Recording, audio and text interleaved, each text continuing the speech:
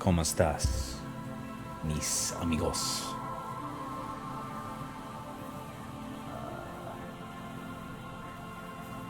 This.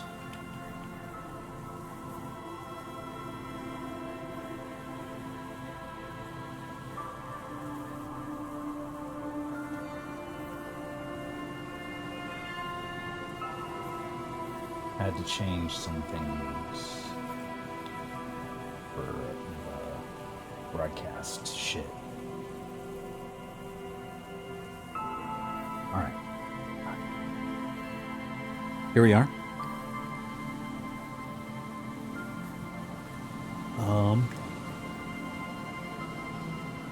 Continuing our adventure in Disco Elysium, which we have not gotten to in a while because I've been doing streaming other things, doing other things, blah blah blah blah blah. I also need to get back to Nier, and I need to fucking finish No More Heroes 2 by the end of the week, because No More Heroes 3 comes out at the end of the week, and I really want to play that. And I saw Matt McMuscles play it on his channel, and it looked fun. So, the smell, it's awful and familiar. Probably No More Heroes 2 after this, if I don't get sucked into this game, which I probably will. So, probably not after this. Definitely on Thursday. That is awful. It doesn't help. You can still smell it. What is it? Don't you recognize it? That hideous pungency, that faintly cloying sweetness. Only death smells like that. Something cold wakes in the pit of your stomach. Fear. Fear. It is death. It must be. The lieutenant has already brought a handkerchief to his nose.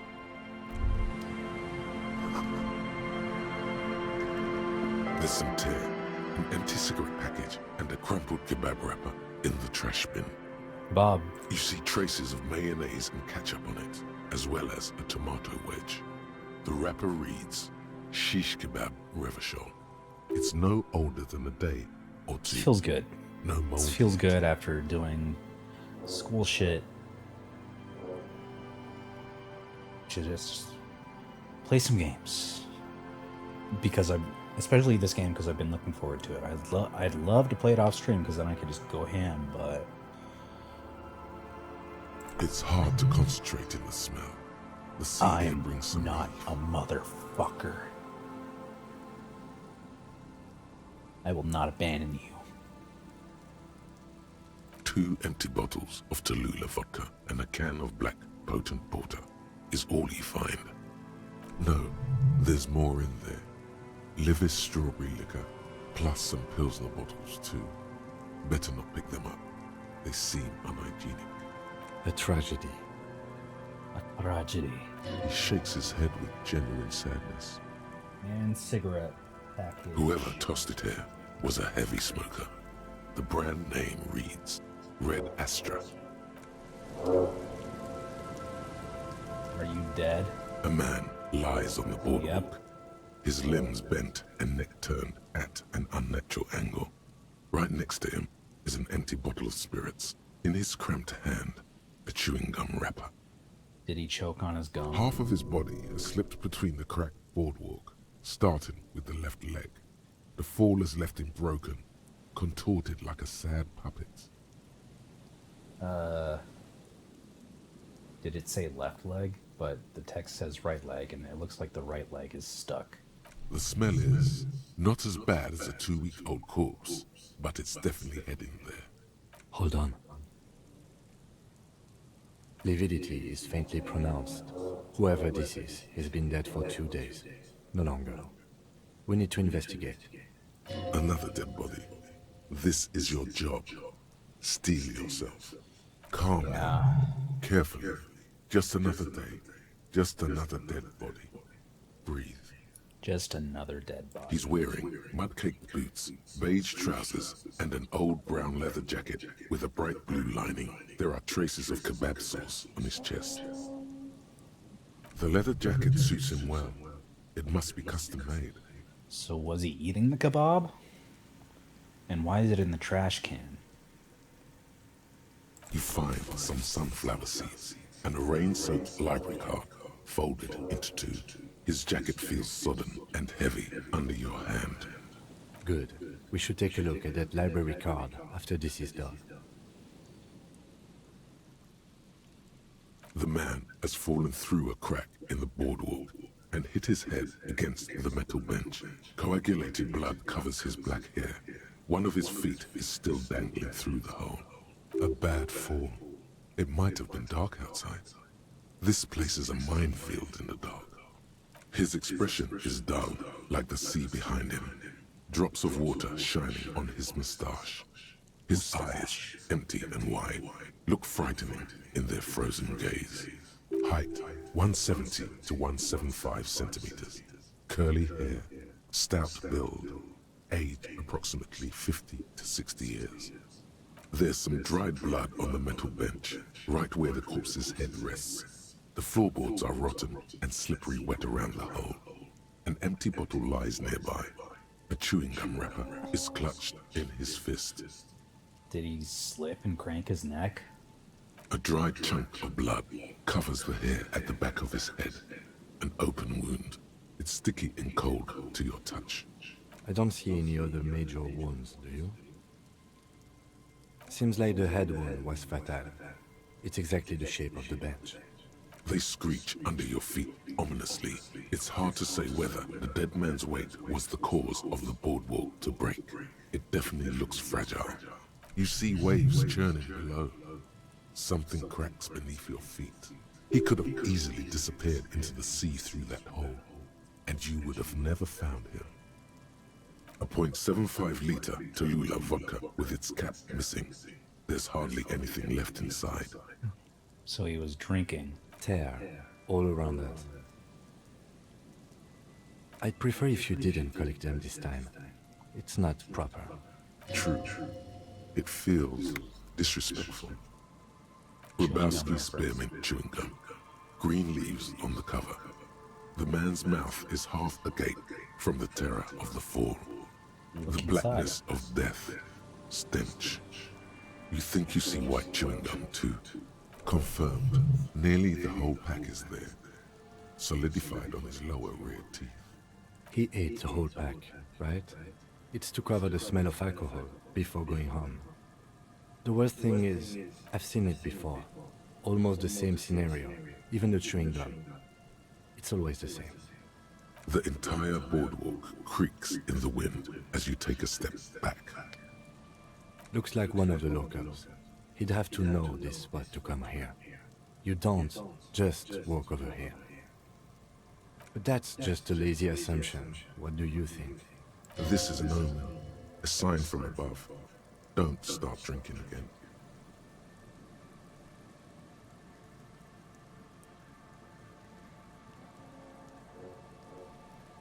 Well, at least you're not married.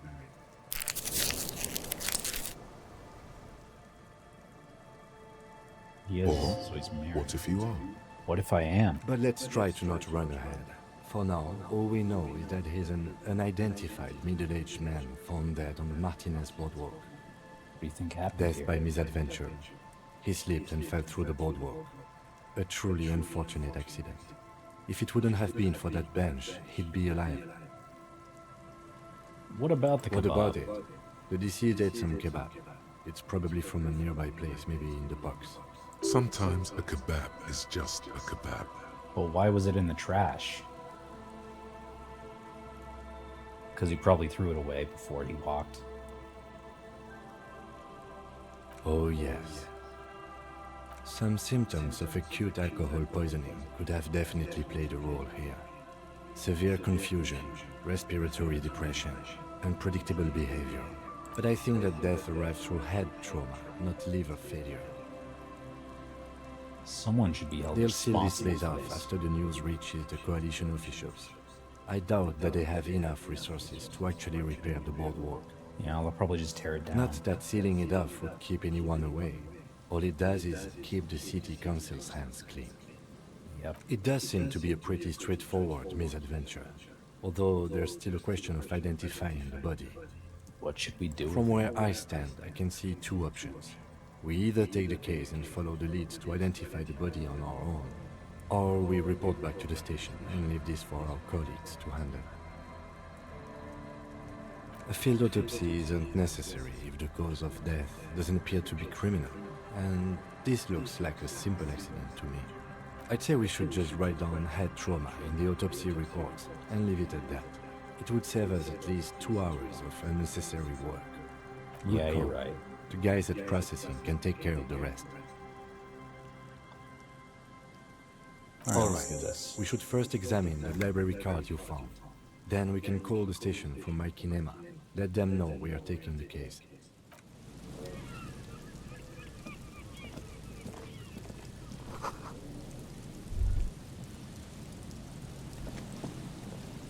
There's some tear. Tear.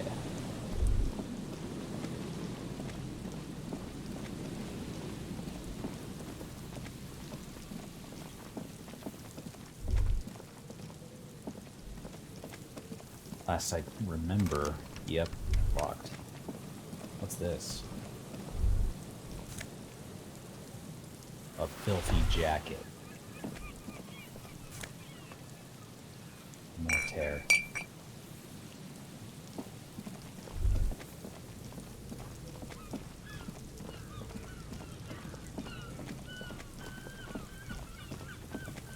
This reminds me of Dishonored.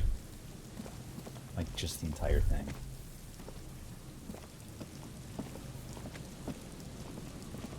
You see a once bright mural towering above you. The signage has peeled off over the years, but you can still make out Feld Electrical R&D. A slogan used to intertwine with the loops a long time ago. Now, only a shadow of peeled letters remains. It says, "Tomorrow is just a whisper away." Tomorrow is just a whisper away. Looks like tomorrow never came. Yeah, you're right. You, boy. Mikhail noticed the windows, especially with how there are no windows on the south side. This was to deal with. You officers, come to investigate the historic subtext of West Martinez? I'm Tran Heilostam. You must be Kim Kitsuragi, right? I was just telling my son about this building. Not a lot of people realize the historic significance here. Very rich in hypertext. What the fuck is hypertext? Nice to meet you. Yes, hypertext. Young Carp and the collection of cultural hyperlinks. That didn't tell me anything. Oh yes, so Mikhail. They had to deal with monitor glare, especially in the summer. They still had vector monitors back then. That was 49 years ago. So they didn't have windows on the south wall. No, I can't say that we've met before, but I've heard of Kim, of course. Mikhail, say hi to the officers. Heard of him? Mikhail's a little tired today. We spent all night trying to run Orbis on his radio computer. Have you heard of it? It's a programming language used in Grad. Quite tricky, but he wanted to play this Grad-made adventure program. We've been getting really into Worms lately. Vims. The man speaks in the artificial cadence of a professor, or someone who's been on too many radio shows. Oh, I understand But I assume that. you're not here for giant worms when there are so many real things to see. Just as I was telling Mikhail before, this is where the Coalition landed in '08. We could be standing on what is the most interesting landmark in Revachol West. This man is your half-brother. You feel it. But why? Do you have any... I do have some money, yes, but that's not what's really important here. No, I mean, come on. You need the money. If it's not a thing, he can give you some. I have some of that Oh unimportant money. no, I don't have it on me, officer. I was talking in more general terms. I'm just spending time with my kid here, showing him around the lesser-known parts of our hometown. It wouldn't be wise to carry huge amounts of cash on such expeditions. Not that he would have to worry about being robbed. He looks surprisingly buff. Does he work out? By the way, do you work out? I do some Lomantang stick fighting now and then. What is that? It's an anthropological heritage of the Lomantang people. A martial art of sorts, but what not a lot of books mention is that it also carries a cultural significance among the Lomantangs, as it used to be the best means of showing off to look for a bride, which, interestingly enough, brings us to the socio-economic structure of the traditional rural tribes of the Lomantang Isles, which... But anyway, I'm boring you with details again. You were saying... I just want to know how often you work out. Lomantang stick fighting is a little like a Berolidin addiction. I've been practicing it for nearly 20 years now, so you could say that my doses have grown a little peculiar. What? Wait, what does this man know about Pyrrolidon addiction?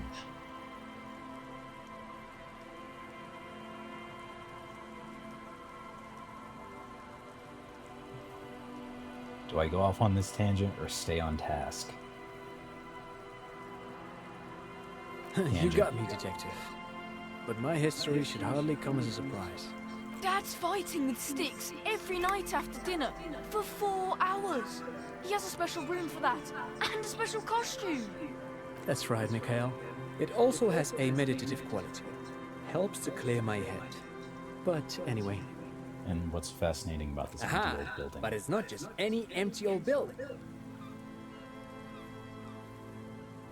What not a lot of people know is this used to be the R&D department of Felt Electric. And Felt, which now sells ink cartridges mostly, was once a top dog in the turn-of-the-century cybernetics. Hold on, what's R&D?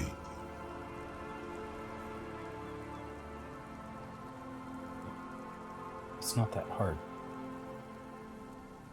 Apologies, it's an acronym for research and development.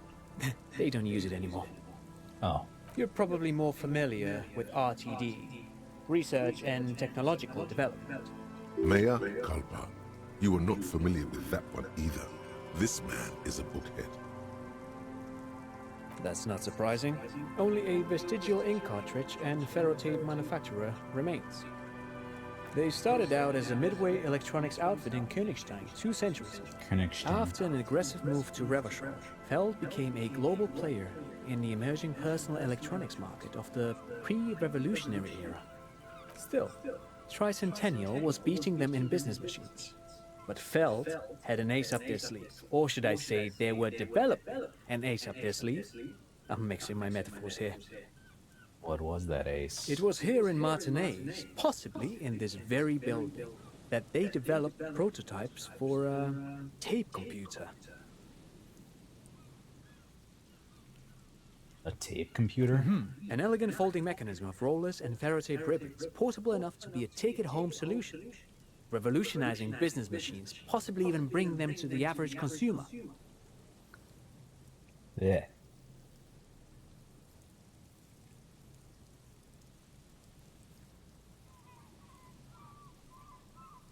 Which is a feat of engineering even today's giants, Rehm, ICN and Zam, haven't achieved yet. He assumes something like a combat stance, facing the wind. Indeed. What? The revolution! Revolution. Unfortunately, their moonshot project never made it to the market. Feld's move to Revachol backfired. The revolutionary government liquefied their assets and expropriated those very advanced prototypes. Possibly from this very building, or one of the adjacent ruins. All of this was built by Feld, even a boardwalk. Wild Pines built Martinez proper as a resort for their middle management. Feld built this side of town for R&D.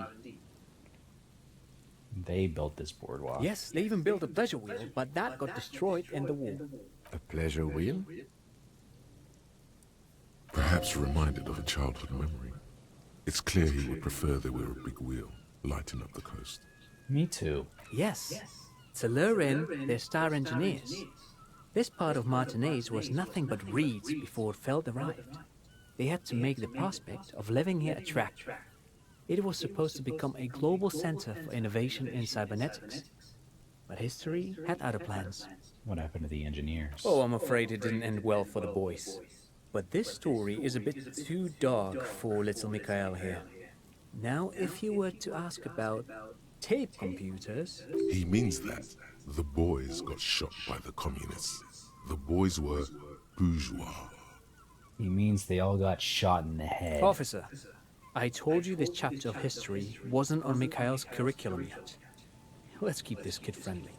I don't see why that's not kid-friendly. Death is a fact of life. The boy looks first at you, then back at his father, confused. Do you even know what death is, child? Okay. They used them for military communications, but also to write and send out press releases. The most notorious example being Le Décret de Mars. What's the Mars Decree?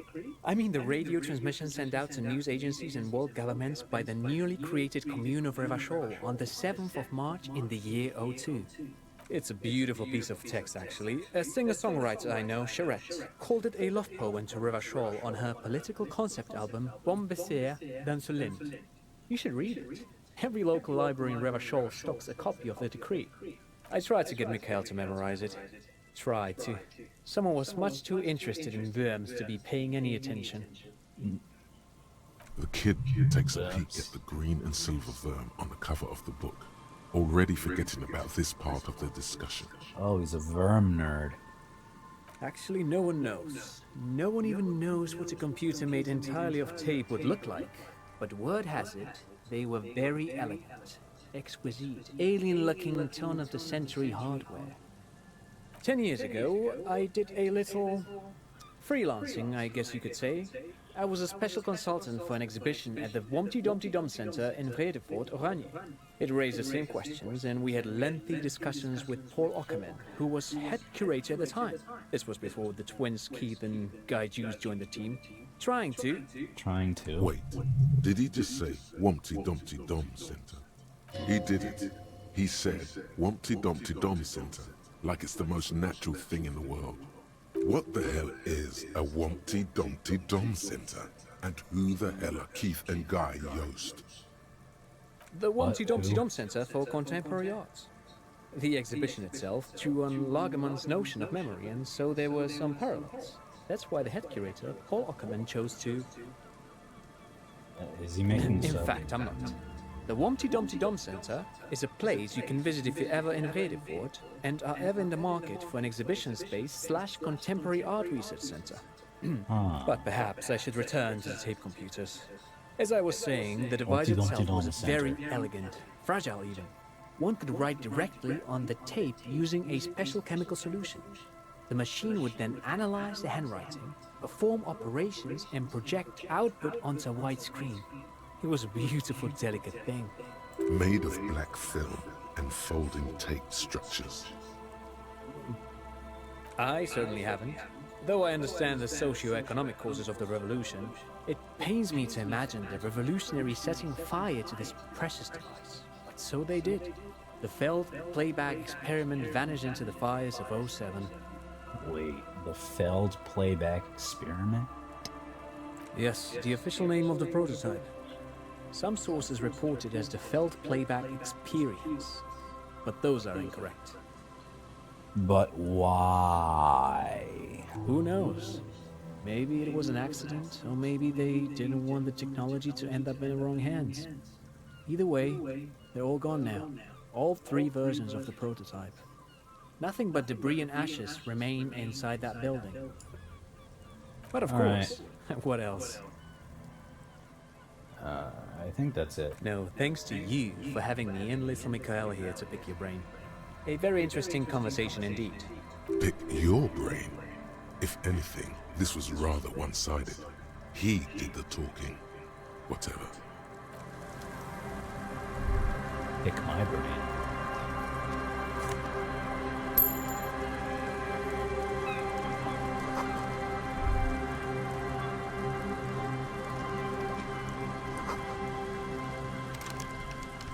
What?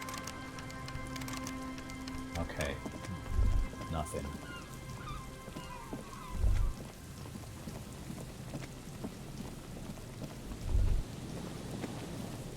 The What do you remaining want? windows rattle from a strong gust of wind.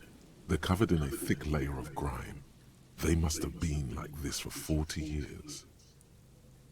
Dripping water falls from a high place. All you can see is the shadow of a collapsing staircase. There's rust and corrosion on the bars. They're foaming with it. And a small layer of white salt from the sea. No. I won't even try. You know... I had a partner once. They called him Eyes, because he had to show me things. It's that bad. But can you still shoot? Well enough, actually. It's odd how that works. I'm no sharpshooter, but I passed my shooting courses 7 out of 10.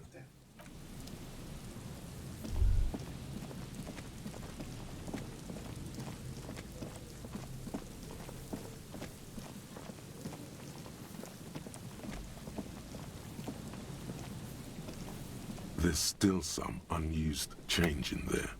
The machine waits for a number to be dialed. You're facing. Might as well.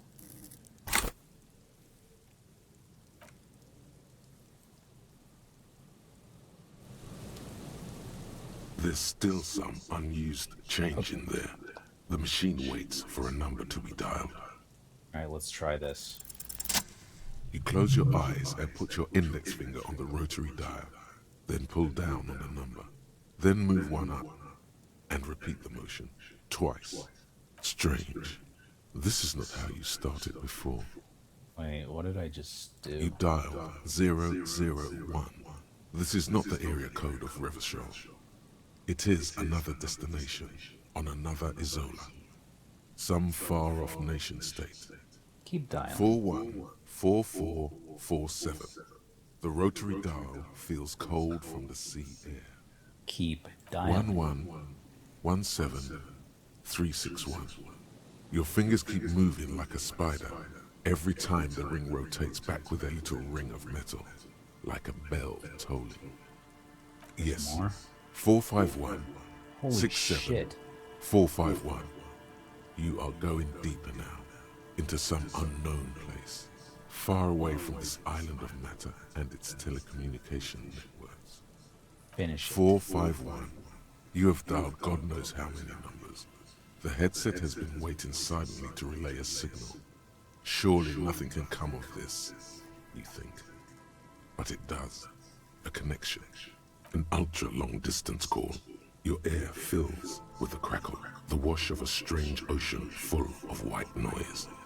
A little bird starts ringing in there, not like the local calling tone before. No, a small ring in a cage of distortion, far away. A distant network of phones. Calling in the night. The saddest sound in the world. Calling still. The handset starts slipping from your sweaty palm. Your breathing is heavy. The lieutenant is too far away to hear your yelp. The sea wind blows. Let it call more. Calling still. Then the ocean breaks. Out of the depths, a woman's voice emerges. Small. The dearest thing you've ever heard. Hello?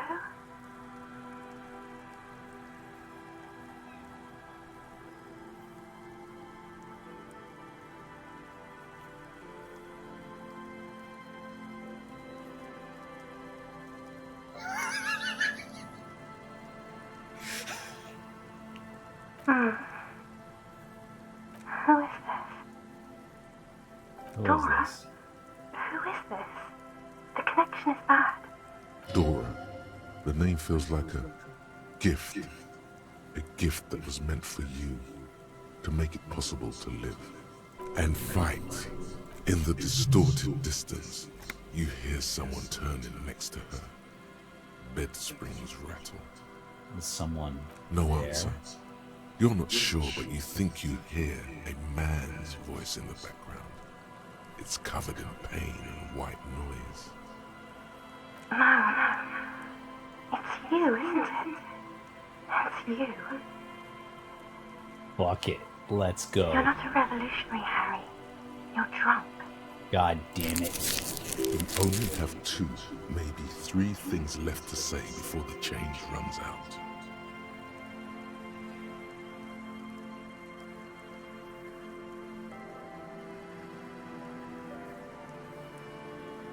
Why does it hurt to talk to you? Oh, God. Do you know what time it is? It's so late here. It's 4 o'clock, Harry. I need to wake up in 2 hours.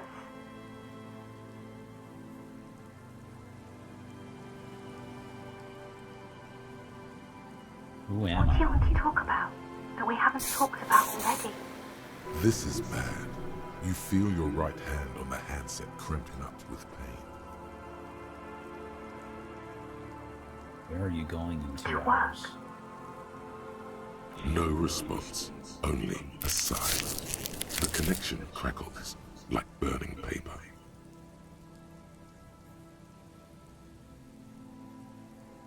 Yes. I'm in my rover, sleeping. She does not answer anymore.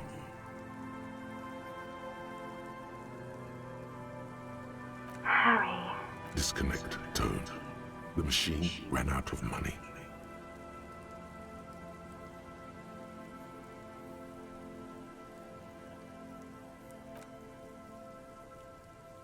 It's not worth calling again. She's not going to answer. Yes?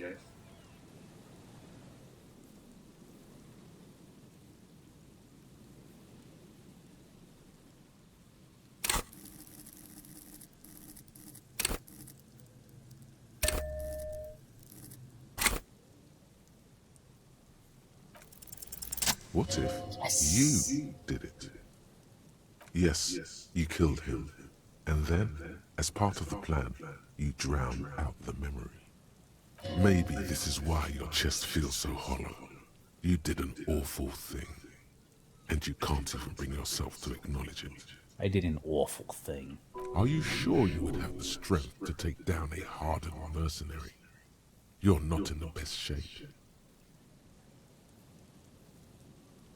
I think I might be the murderer. I killed the man and then tricked myself into forgetting about it. What has led you to this conclusion?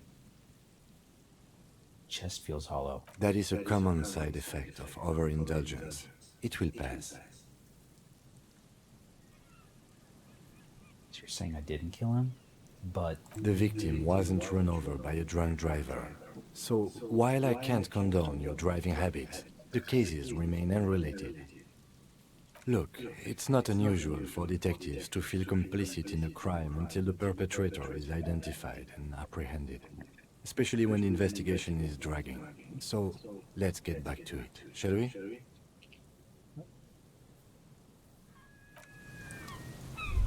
I'm not going to tell him I found out what the pail is. I feel like he'll get pissed.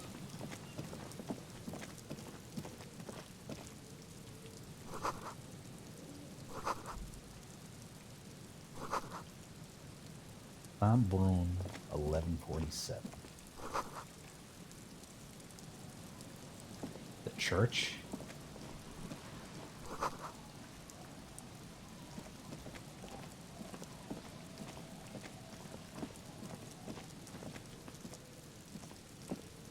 Heavy wooden doors, more than twice your height, stand shut in front of you. The rectangular sea-worn ornamentation appears in stark contrast to the padlock, carelessly drilled into the wood. Inspect the The carpentry. carving on the door is block-like and angular, like the church itself. 2 large beams shoot downwards, sinking into the wood before they reach the threshold. Run your hand over a beam. The surface is smooth from the wind, but moist to the touch. Rattled the doors. Nothing happens, only the sound of the padlock rattling against the door. I don't think that's going to work. Take a closer look. This cheap-looking padlock is sturdily built. It shackles together a hasp and a staple screwed into the wooden door. The lock is adorned with a yellow sticker. It'll be easier to break the staple than the lock. Also, That sticker is interesting, somehow. Look at the sticker. You see a yellow circle with 2 X's and a big curve below them that looks like a mouth. You're pretty sure you haven't seen it before, but what the symbol depicts is clear enough. A smiling dead guy. The curve makes it smile, and the X's make it dead. There is something blindingly modern about this symbol. Its modernness puts to shame everything you've seen before. You seen this symbol? He takes off his glasses and uses a blue handkerchief to thoroughly wipe them clean before inspecting the sticker. Then he looks up, pauses, and replies. No. What does it look like? Looks like a dead man smiling. Suggests junior delinquency. What is suggestive of junior delinquency? I haven't seen that sticker before, and I'm not a youth. It's very modern. This cheap-looking padlock is sturdily built. It shackles together a hasp and a staple screwed into the wooden door. The lock is adorned with a yellow sticker. It'll be easier to break the staple than the lock. Also, that sticker is interesting, somehow. The padlock passes through a staple that's been hastily attached to the wood. Closer inspection reveals that one of the screws is not a screw at all, but a nail. The work has been done recently and is unprofessional, to say the least. Should you want to get through, it might be easier to just pry the whole thing off. Maybe we should circle the building first and look for another way. The building has seen enough mistreatment. There is a touch of guilt in his voice. Should we start with the kick Yes, drum? the pulsing base. A sure sign of junior delinquency. Somewhere east of here. There's something on the sea ice there.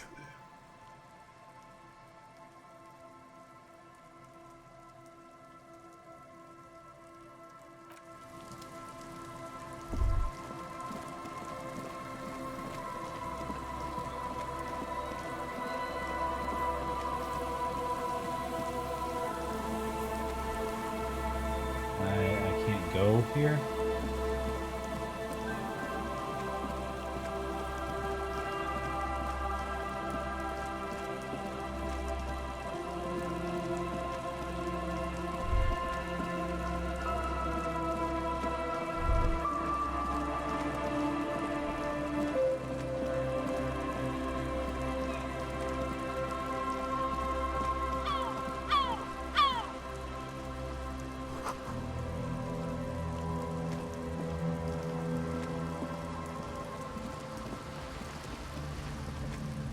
A shaggy-looking girl in her late teens or early 20s kneels on the ice with an electronic contraption in her hand.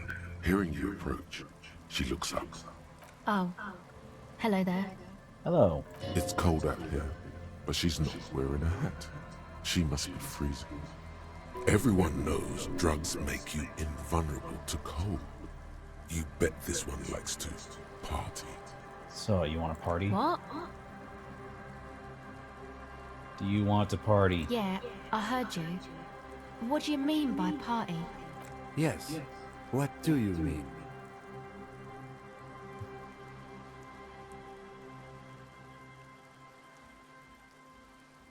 You know, that sounds kinda nice.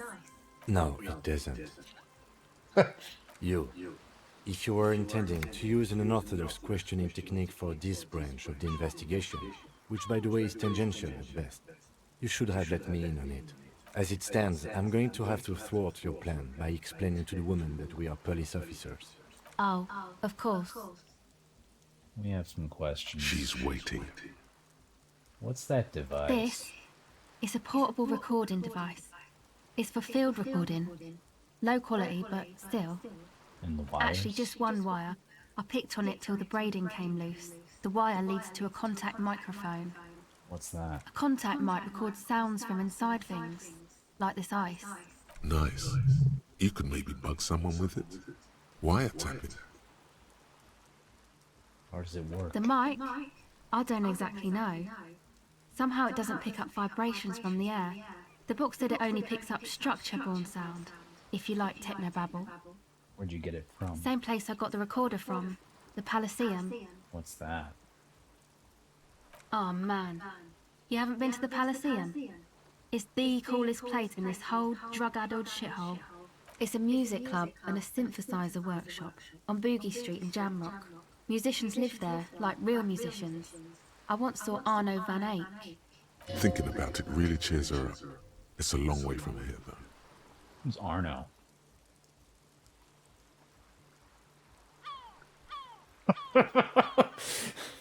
Oh yeah, guess you wouldn't know Van Eyck. Or really be a Palaceum going kind of person. I get down. Don't know what that means. I grind. I don't know what that means either.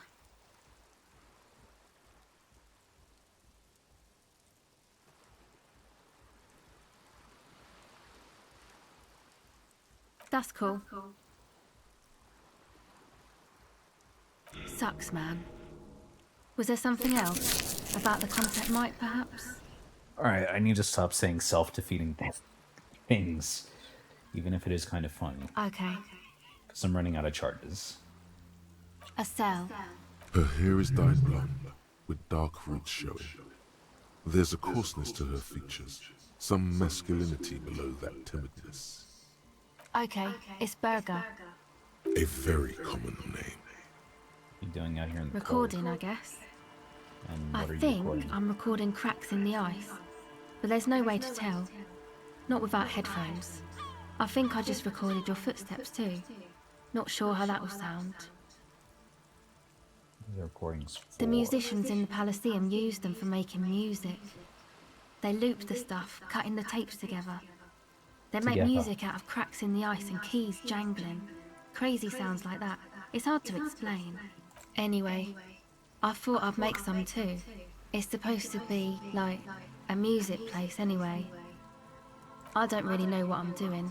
They use synthesizers too. I don't have a synthesizer. She looks at the recording device, the thing she thought would fill her hours with joy and escape. It's turning out to be an empty fantasy. She feels childish, very useless all of a sudden. Take this, your call. No man, fuck that, I'm cool. I'm sorry I said that. I'm sorry about the fuck. It's okay. Supposed to be a music place. That? The boys think it could be a place, like the Palaceum or something. Stupid. It's really not gonna be a Palaceum, that's for sure. Yeah, Boys. Andre and the guys, they're inside, in the tent. And why is that? Why are you freezing out here while the boys are... Well, the boys They are got too inside. much stuff crammed in there. No room. Music stuff like- mostly. Like this tape recorder, but bigger. And there's piles of it. You should leave some of it outside so you don't have to freeze. That stuff is more expensive than I am. More expensive than any of us, really.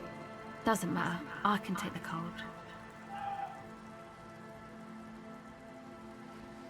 I had some other questions. Go ahead.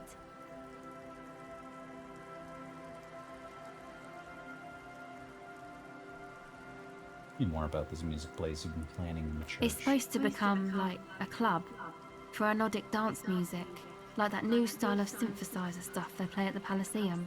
Except that, yeah, The floorboards are twisting, and the shooting beams are slowly cracking, like bones.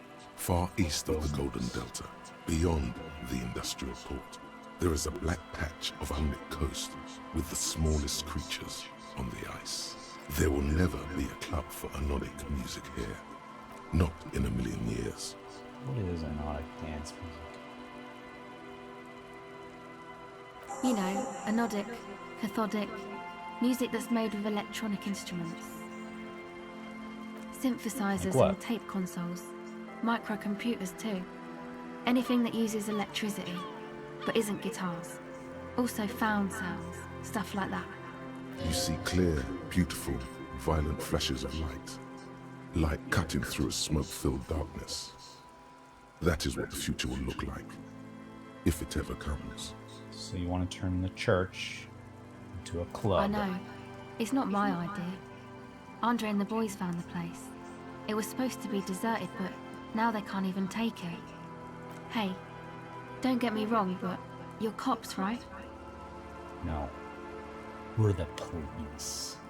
Okay, well, Maybe you could talk to Andre and the guys. Because there are some strange things going on in that church. If you're police, you should look into it, right? They're inside that thing there. Would be cool if you did. Was there something else? Did you put the padlock on the church door? Not really, no. She's trying to get out of a direct lie with semantic tricks. She personally didn't put the padlock on the door. Then who did? Yeah, you know. That's what I meant. Noid did. Noid put the padlock on the door. Noid? Why? Yeah, I guess you could say that. To keep more weirdos from getting in. Fucking Martinez. I'm sorry. It's got the worst weirdos. If you get around to it, ask Andre about them, he'll tell you. Go ahead.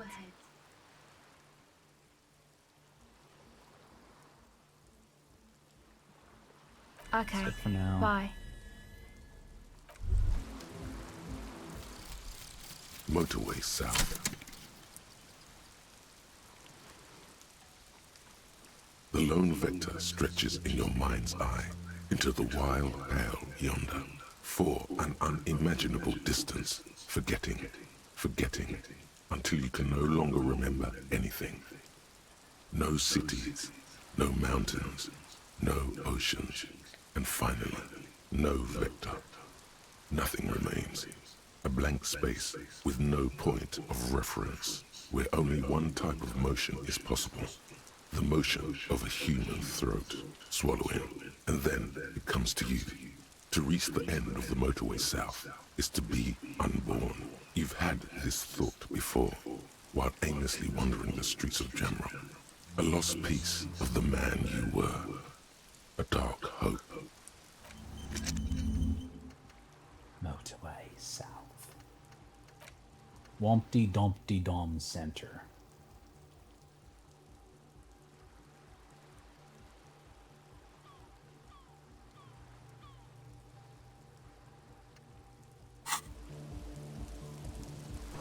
He is cold.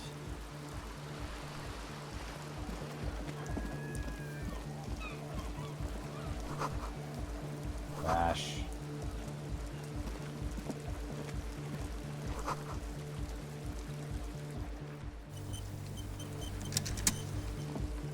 Hey, fuckers. The tent is just tarpaulin fabric covering a pile of stuff. The flap is open.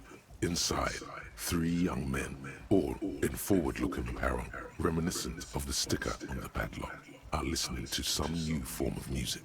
It's like nothing you've ever heard. One of them looks at you. Come on, get in and close the flap behind you. The warm stuff's getting out. Squeeze in. Sorry, you barely have room for one. You go ahead.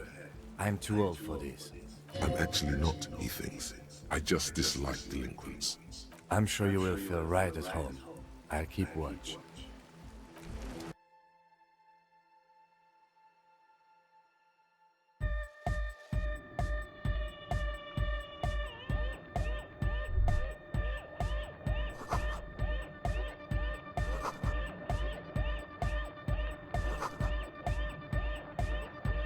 Still water. You see a youngish man bleaching the tips of his hair with a toothbrush. He puts the toothbrush down and extends his hand in greeting. Hello, I'm Andre. It's a pleasure to meet you. Shake his His hand. grip is strong, sweaty, and warm. He's trying to project and inspire confidence. This is my posse, Noid. The young man with earrings looks at you suspiciously. I thought that necklace was a mouth. And Egghead. Egg! Damn. Okay. Together with a Settle Burger, who's out there right now, doing some seriously progressive sonic experimentation, we like to think of ourselves as music venue organisers. How many music venues have we organized? We have many in the pipeline, officer. Why You are see, you here? we've been all over Jamrock North, prospecting for real estate to establish a new venue in. Also for talent. Yeah, thank you, Egghead. And while there is no shortage of raw, unfettered talent spinning tapes in Jamrock, we've had rotten luck with the real estate part. Place is a shithole. I Yeah. apologise for my friend Noid's potty mouth. I realise this is not how you speak to a police officer. He has authority issues. This place is bad. Oh, this is Oh, better. so you've met her. Good, good. Yeah, it's a matter of occupied ecclesiastical property. I bet you've noticed the derelict hive of Marcomania on the coast. What are you talking I'm talking about the church, and I'm not exaggerating. Even a place of spiritual refuge can become a magnet for all sorts of dopeheads and burnouts if left unattended. Dopeheads! Burnouts! Well, I'm sad to say, that's exactly what happened. Sad because we were just about to put Martinez on the map with one of the maddest dance clubs in Jamrock. Nah, strike that. In Revachol. In Revachol. Strike that! The word! And sadder yet, because the dopeheads and burnouts hold up in there were the worst kind. He leans back a little, watching you with a steady, serious gaze, letting you imagine just how bad those dopeheads and burners really are. Good. This calls for an opinion. You're an expert in those. What kind? The spooky kind. What do you mean by spooky? I was hoping you would be the judge of that, officer. All I can say is, their spookiness is the kind that keeps us from restoring this church into a community centre and a place of spiritual refuge. Also, they don't eat or clean the building. Shit's gonna collapse. Damn. People just wanna spin tapes without them spooking it up. Place has bad signs. No one can dance like that. Thank you, Egghead. So you're gonna look into it, right? It should be a police matter. Getting them out. Whatever spooky stuff they're doing, I'm sure it's not what the Ecclesiastes meant their property for. I'll look into it. Man. Andre's obviously very happy you took him seriously. The whole tent is. The boys exchanged giddy looks. Why'd you put the padlock on the door, Noid? I did ask Noid to install a measure against more drifters wandering in. It's a temporary fix, just something to contain the situation. I had to do it in an hurry. Not my best work, but it should hold for a while. How long have they been locked in there? Not long, like a week maybe? And they haven't starved to death? Thank you. We just thought it was the right thing to do. I need the Of key. course. Noid, give the officer the key. All right.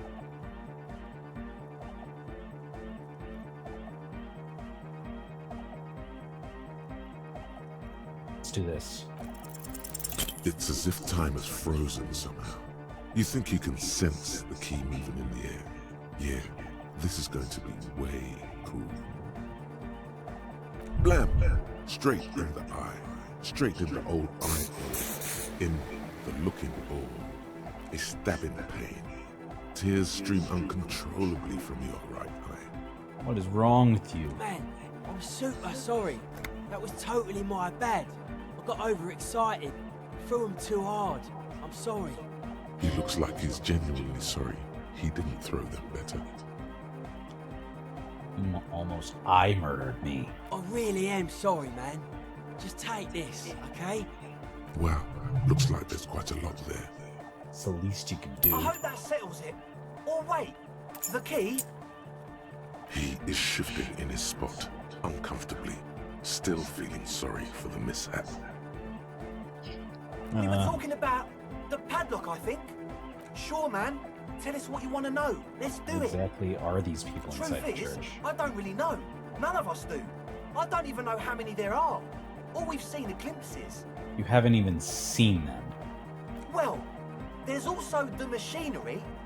This machinery is of the deeply mystical variety. When I first scouted the place, back in February, it was abandoned, empty. Took some time getting the crew together. So about 2 weeks ago, we came here hoping to set the stuff up. Suddenly, there are all these strange machines lying around in there. One of them has wires running into bowls of water. Wires into water. Never seen anything like it. Andre, tell him about the feeling. Oh, and it felt like there was something in there with us, watching us from the dark. No, the other one. Which other one? I'm not as in tune with my emotions as you are, Egg. Felt like silence. Awful silence. I can hear the recording booth that they're in. Not exactly. We've just seen someone who we think is a woman go in and out of the church. A couple of times. And we felt someone or something eyeing us inside. But that's kinda it. Was that about something watching you? Well, honestly, I can't. But I am. This is a below-feeble attempt at avoidance. Basically, he is attempting to weaponize idiocy. You can't, but you do. I should add weaponized idiocy Hey in the now, repertoire. I'm 70% sure they're substance abusers. Don't let all that technology fool you. Where do you think the drugs come from? And You should talk to Lloyd about that. I just got a distinct burnout and dopehead sign from them. Probably jacked up to some snuff station too. Probably, very likely. Sure. What? Ecclesiastes own the church. Oh yeah, that's a meteor name for the founding party. Thought it'd be cool to use it. If you don't know what the founding party is, there might be a way to mask it with minor demagoguery. What do you mean by meteorin?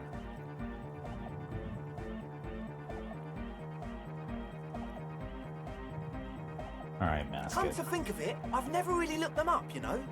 I can't give you a precise definition, but they're a very powerful religious organisation. And they have roots in ancient mass society. And they're the custodians of the Pericarnassian Church. Plus, they anoint the innocents. They, like, made the innocentic system, no? You're right, they do. The Pericarnassian Church is about love, and Nordic music is about love. I got love for my Pericarnassian posse. Love is the relay out of death. We dance. Love is hardcore. Love is Unity. hardcore. Unity! Make some noise for my Insulindian posse. You feel it. The anodes and the cathodes coursing through you. Your big toe starts tapping along to the base, as if testing the waters.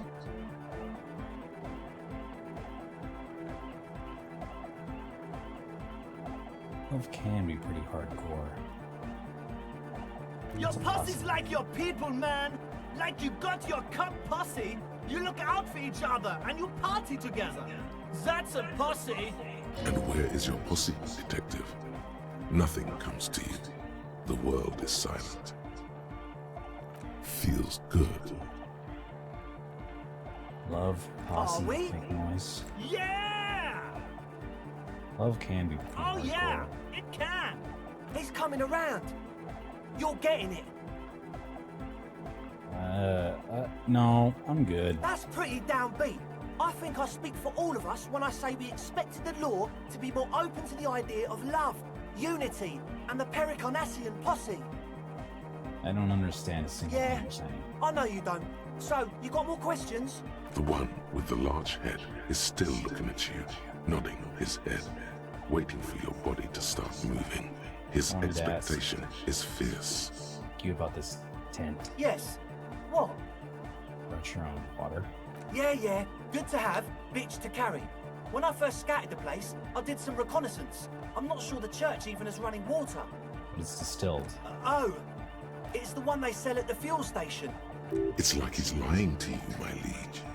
But he's slippery enough that there's nothing for you to grab hold of. This was all the The what Nosafed. now? The Nosafed. Oh, the old Ultra. He's like an actor, looking to the souffleur for his line. I have a major sinus infection. Stuffy nose. We all do. Shit's all blasted up. Winter. Can't even breathe. Sound fine Yes, to me. that's all Nosafed's doing. Without the Noser, I'd be drowning in shit right now. Nosafed is the shit. Good. Yes. What? The What the engine engine starting starting fluid? It's for starting engines. What engines? What's with the goddamn Romangarod earrings? It's cold. The fluid's for the generator. Keep on it, sire. I guess it does. You're not completely satisfied yet. What is ethyl ether? No anyway? idea, man. He nods enthusiastically, no doubt a little relieved.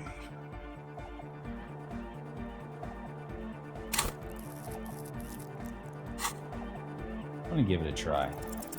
Okay, so the Speed Freaks want to start a club for dance music. That much checks out. You like music. You feel as though you might have liked music more when you were young, too. But you digress.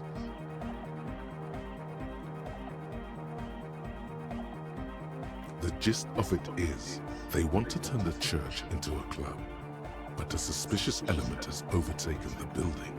It's very important to understand what the gist of things is. Always consult the gist before making up your mind. This is going well. Always consult the gist. Plus, and it has to be considered, you can't invent the future of dance music in this smelly old tent. Imagine if you had the church. That settles it. Analysis complete. Their story checks out. As always, we'll be right here, waiting patiently for the news. Yeah!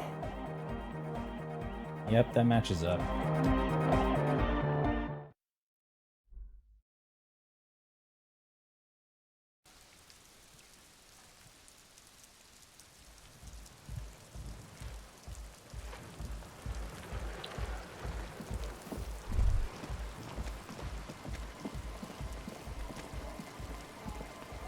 A pane of Eternite has been planted into the snow. 2 poles are holding it up. Barely holding it up. It could fall over any minute. A stronger gust of wind might be enough. The pane falls into the icy snow with a soft thunk.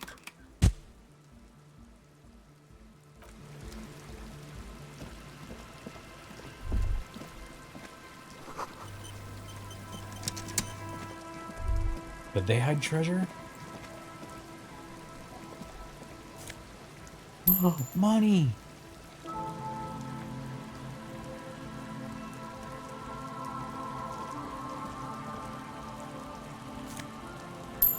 More money. Magnesium.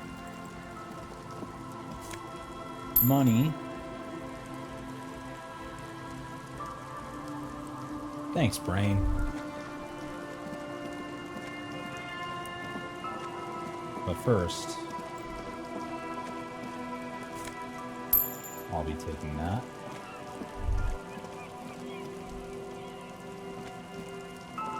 Heavy wooden doors, more than twice your height, stand shut in front of you. There's nothing like the sound of a sticker unpeeling.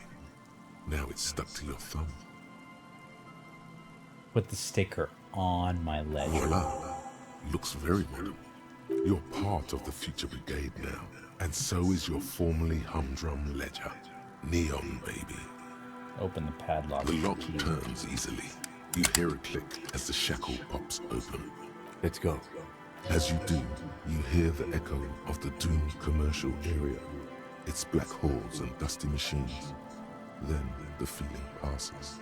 A great whoosh of air rushes into the dark innards of the church, as though rushing to fill a great vacuum in the heart of the city.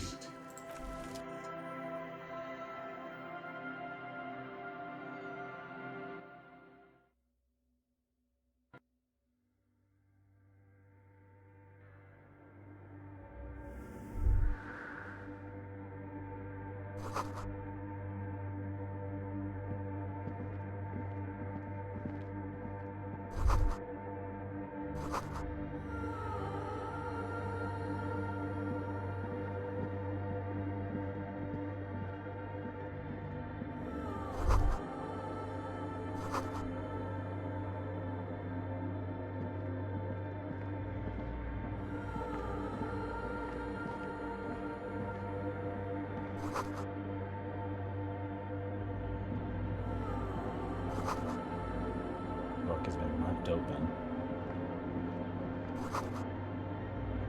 Wires and bowls for water. Is it a science experiment? The silence in this part of the church, it's almost palpable. All the shifting matter and shuffling of living things is gone. Nothing seems to exist beyond the church anymore. Maybe if you were to stand in just the right spot, Even your footsteps would be completely silent.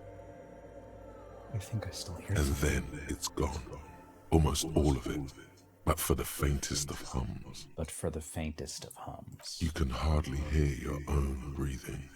Yell. Your voice is barely audible. Not a howl, but the softest of whimpers. Stomp my feet and clap my You hands. produce a few muffled thumps, after which the silence feels even more total, somehow. What's The happening? lieutenant points to his ears and shakes his head. Then he leans closer. Can you hear anything? Almost nothing. The church just has strange acoustics, some engineering trick. His detached tone conceals how uncomfortable he is. Maybe the church was designed this way to prevent boisterous activity, singing and dancing on its premises. The Definitely lieutenant real. doesn't reply, but you can sense him tense up next to you. Look for The Quasimodo. orderly rows of ceiling panels become barely visible, then disappear completely in the darkness of the tower overhead.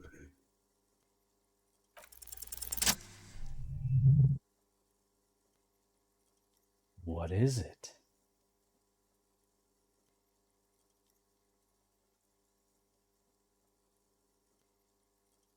It's like there's something moving up there. A shadow has emerged from the tower and it's making its way toward you through all the other shadows. Follow It's not a shadow anymore, becoming more substantial as it gets closer. The shape of an animal descends. Officer, is there something up there? Oh no, you've lost sight of it. Where did it go? On the ceiling? Yes, the darkness makes the ceiling feel infinitely far away. Blink. Oh. You see something hanging from the rafters, looking straight at you with dark eyes. Oh, that's a dude. Maybe it's possible to talk to it.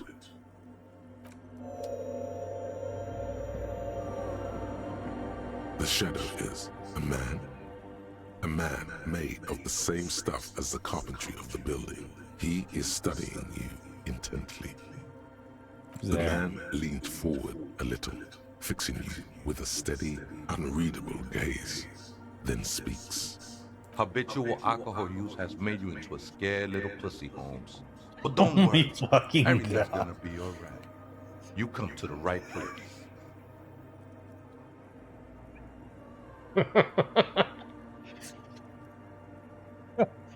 Hold on. Stop it right there. Pussy. What's with this? I'm not scared. I don't understand why the female sexual organs have to be associated with You really weakness. got a case of frayed nerves. Pussy. And this usage comes from pusillanimous. Everybody knows that. Pusillanimous. Oops.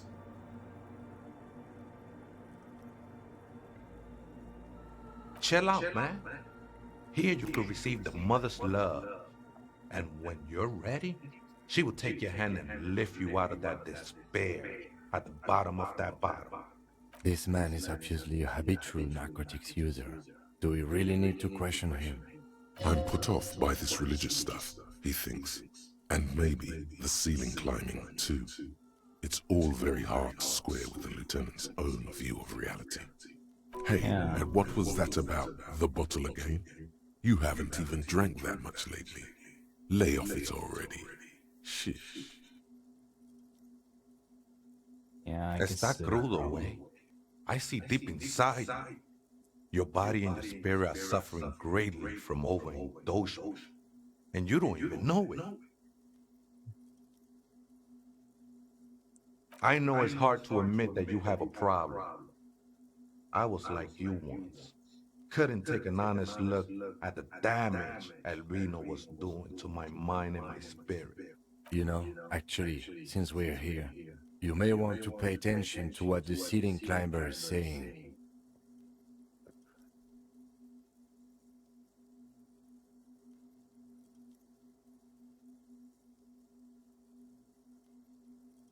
It doesn't matter who I am, Way. I'm just bringing you the message of the mother's love. She don't want you to hang yourself on your own stubbornness. This is the Church of the Mother of Silence. You are welcome here. You have no idea what the fuck he's talking about. Is he just trying to throw you off your game? Whatever it is, he's quite confident about it. Just look how gracefully he sways. 'Tis not an act, my liege. Saving perchance, he hath deceived his very self. This man is a zealot. Some ravers want to turn this place into a The nightclub. ones in the tent outside, right? I see him. Think they scared of him. So, what do you think? Why not? They wouldn't bother me none. I'm usually way up there, imbibing. Ain't no music on earth that can reach where I go. Might even be nice to have some company. He said that in spite of himself.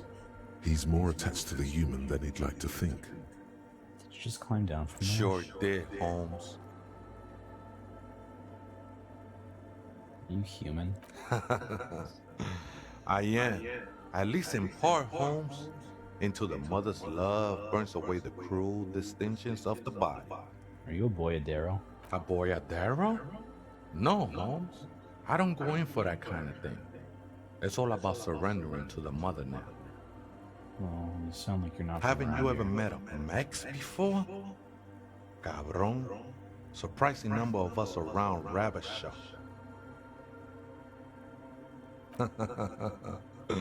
Not sure I'm contributing to the economy none, Holmes. Well, at least Glad you're you're feeling more comfortable. First timers are always nervous. Oh man, I would love to see that statue. I'm sure I'd be trespassing if the church was in use. But it's not, hombre. Hombre. I done my share of illegal shit. Used to be in the gang, the whole deal. But even memories of that time are fading. Most of them are already gone.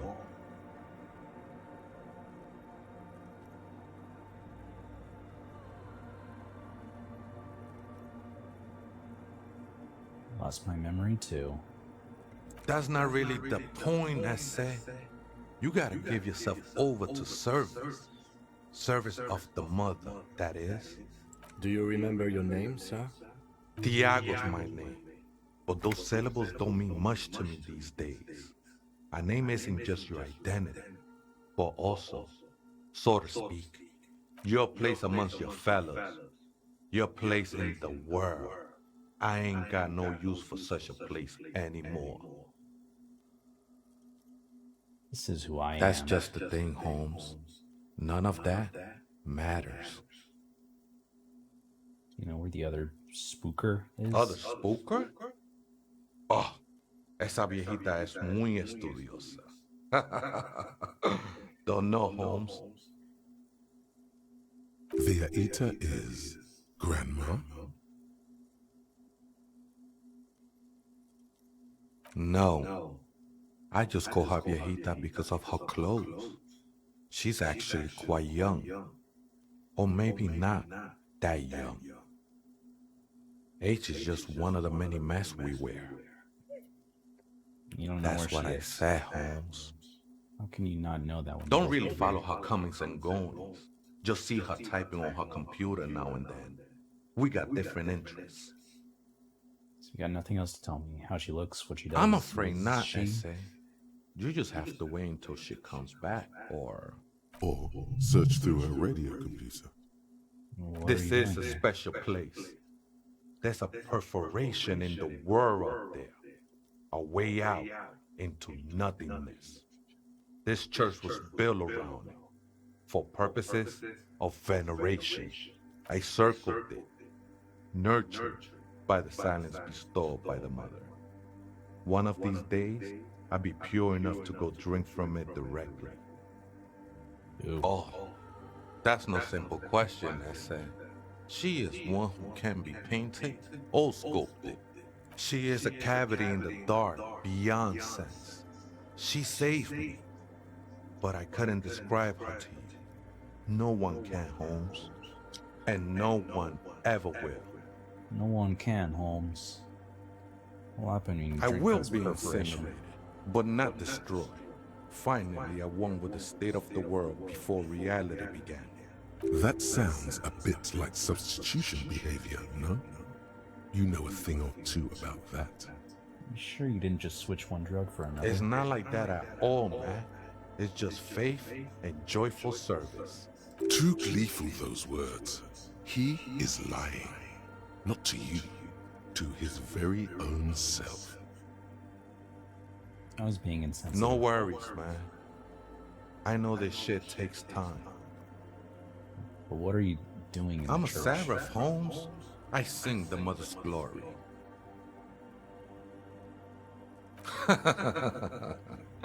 I don't mean literal singing, Holmes.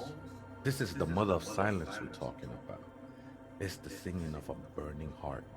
Oh. You may be thinking, but fire crackles. No, Holmes. That's the material that's burning.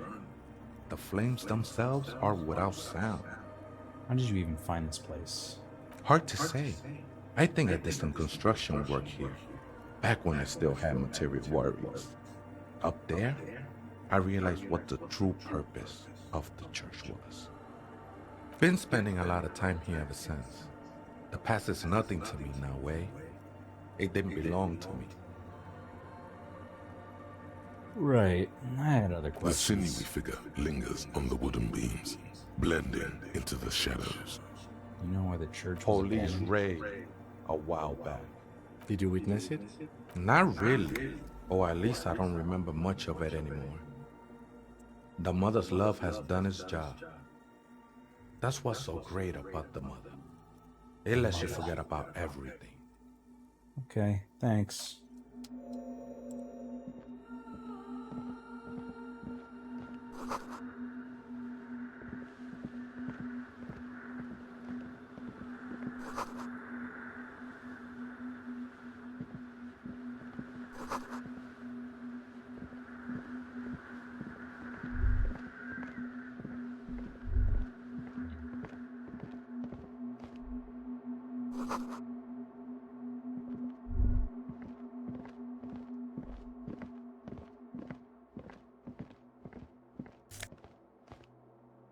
Mask bangers red rogues.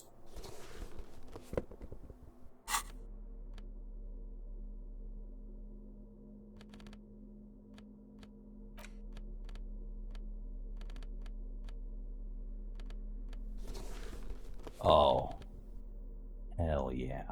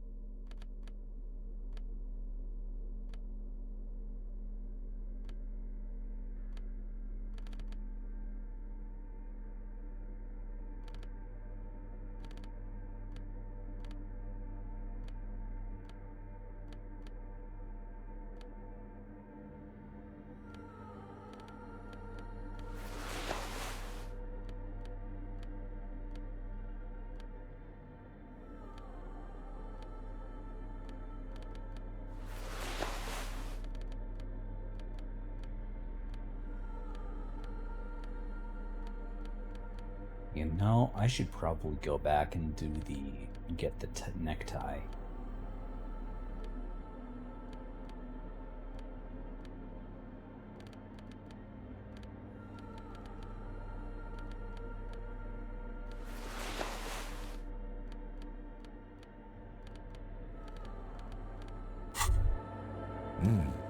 These are some wonderfully regular pants. Not too tight, not too loose, moderate in every sense. You'll blend right in at some pleasant dinner party. Regular pants. Like regular normal I things. know you do.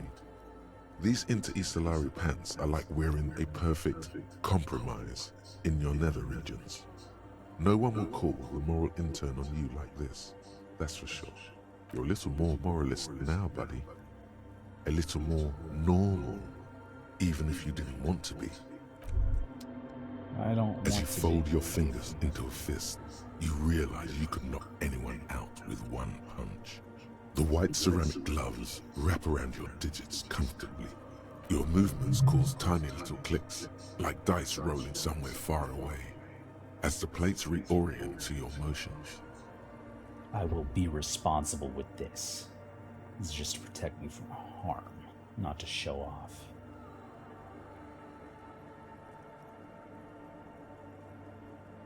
The hardened vitreous enamel, at once sleek and light, adds a glow to your cheeks and a spring to your step. Just imagine what a full suit of this stuff could do for you.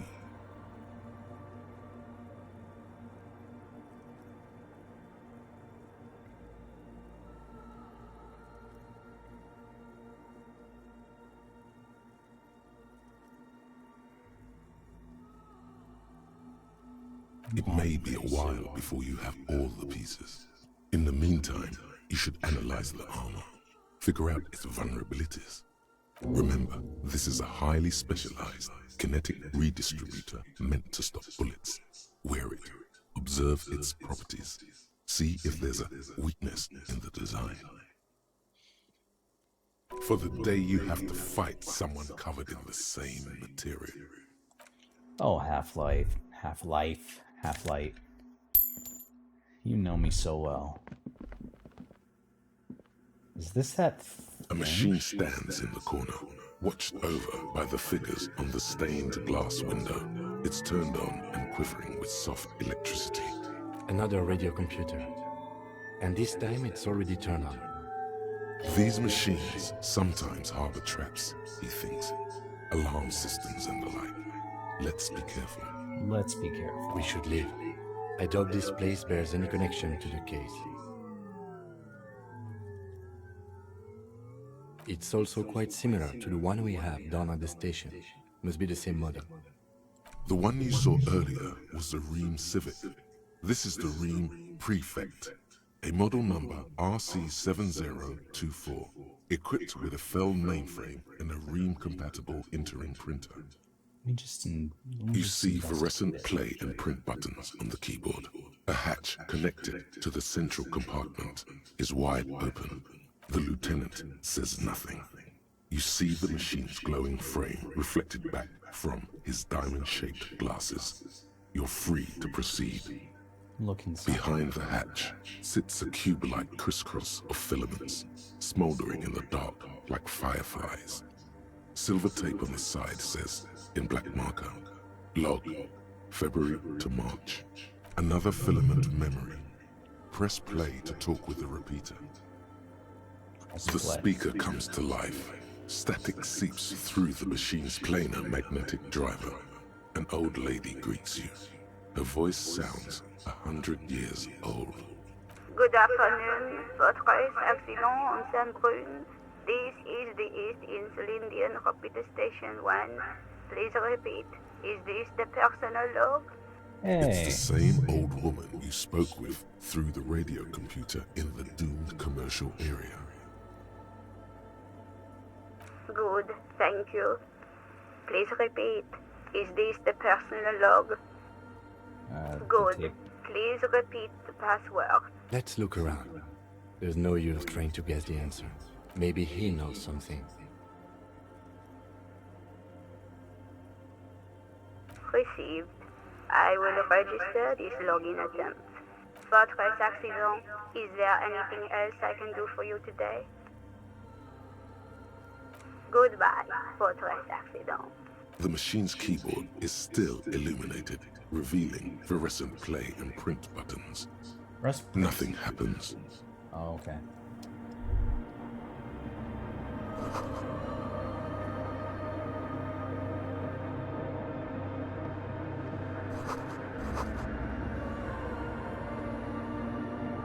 In white, silver, and apricot faience, the young mother of humanism stands above you.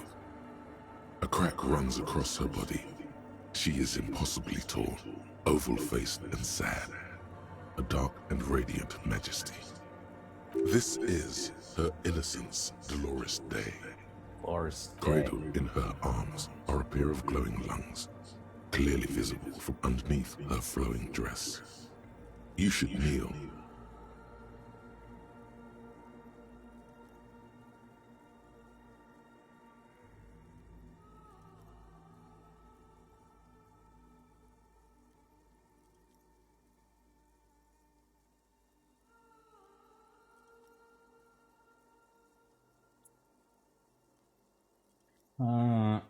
Your knees touch the floor. The floorboards are hard and cold. There you kneel among the snowdrifts, diffuse light falling on your hands from beyond the glass. Close your eyes. The world is silent, but for the creaks and cracks of the massive wooden structure behind you, it covers you from the wind outside. The ocean feels distant, its ebb and flow blocked off by the centuries-old pinewood sarcophagus around you. In the darkness, you sense her eyes on you, inspecting you with their multicolored glass, as if you're a bug under a microscope. Open your eyes. The woman looks down at you kneeling. She towers among her followers, architects, laymen, courtiers. There is a sad smile on her lips, and a glint in her green-blue eye of what? Compassion, remorse. She acknowledges the passing of someone who is still alive. You.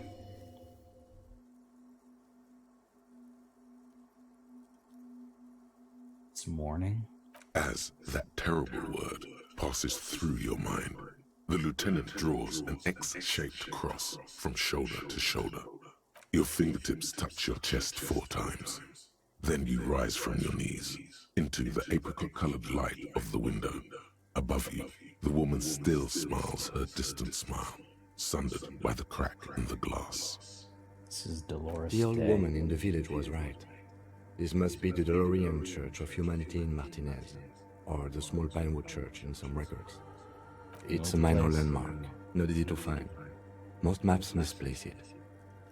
It was built not long after Ravachol's founding, 300 or so years ago, by first-generation settlers. There used to be 7 stave churches on the coast. Les Setsa, they call them, the 7 Sisters. Only one remains. The rest were burnt in the revolution or used for building materials. We should be respectful here, although the building appears to be deserted. I do not believe we'll find anything connected to the lynching here. Something else, perhaps? Respectful? Is the lieutenant a follower of DeLoreanism? There it is again. A small pang of guilt. It's time to ask him what happened here. You know why it was I have a abandoned? theory, yes. There was a police raid a while back. I heard the place was shot to pieces. The old woman in the village was being tactful with us when she didn't mention it. She has more respect for the RCM than many around here. Who conducted Well, this raid? your station was involved, I hear. Although I can't be sure. How come the lieutenant isn't sure? Is this confidential information? You're not 3 sure? precincts were involved in the raid, and people say Precinct 41 was one of them. I guess I could have been. I'm sorry, I'm not saying you were. It was a clandestine operation. I don't know anything about it, why it was conducted or who participated. I try not to pry into extra-district matters. I was here. I should find out what I was Good luck. doing. You will not get information on a confidential operation from your station secretary just by calling. If you really don't remember, it might be better to keep this one forgotten. It happened a while ago. It's an important to our business in Martinez now. Are you a follower of DeLoreanism? Yes, we all are. Her name, body, and rule are synonymous with humanism. The laws we enforce are DeLorean in origin. The woman looks by in silence, smiling enigmatically. I didn't think you were It's not spiritual, it's constitutional. The DeLorean system does not demand faith, only accordance. How did I know? It's a mystery sprinkled Fuck with you, self-pity and encyclopedia. regret. For some reason unknown to your mind, Looking at her delicate eyes makes you feel like you're ready for drowning. All you know is, this is the young mother of humanity, and that you should go. Do something else. Escape her sad, worry-worn look. Let's try. The shards Failure. gleam in the I knew dark. it. Snake You eyes. see little pearls of light on the edges of the crack that splits the female figure. Something was written there. Remains of broken letters line the emulsion. What it said, you do not know. Turn away.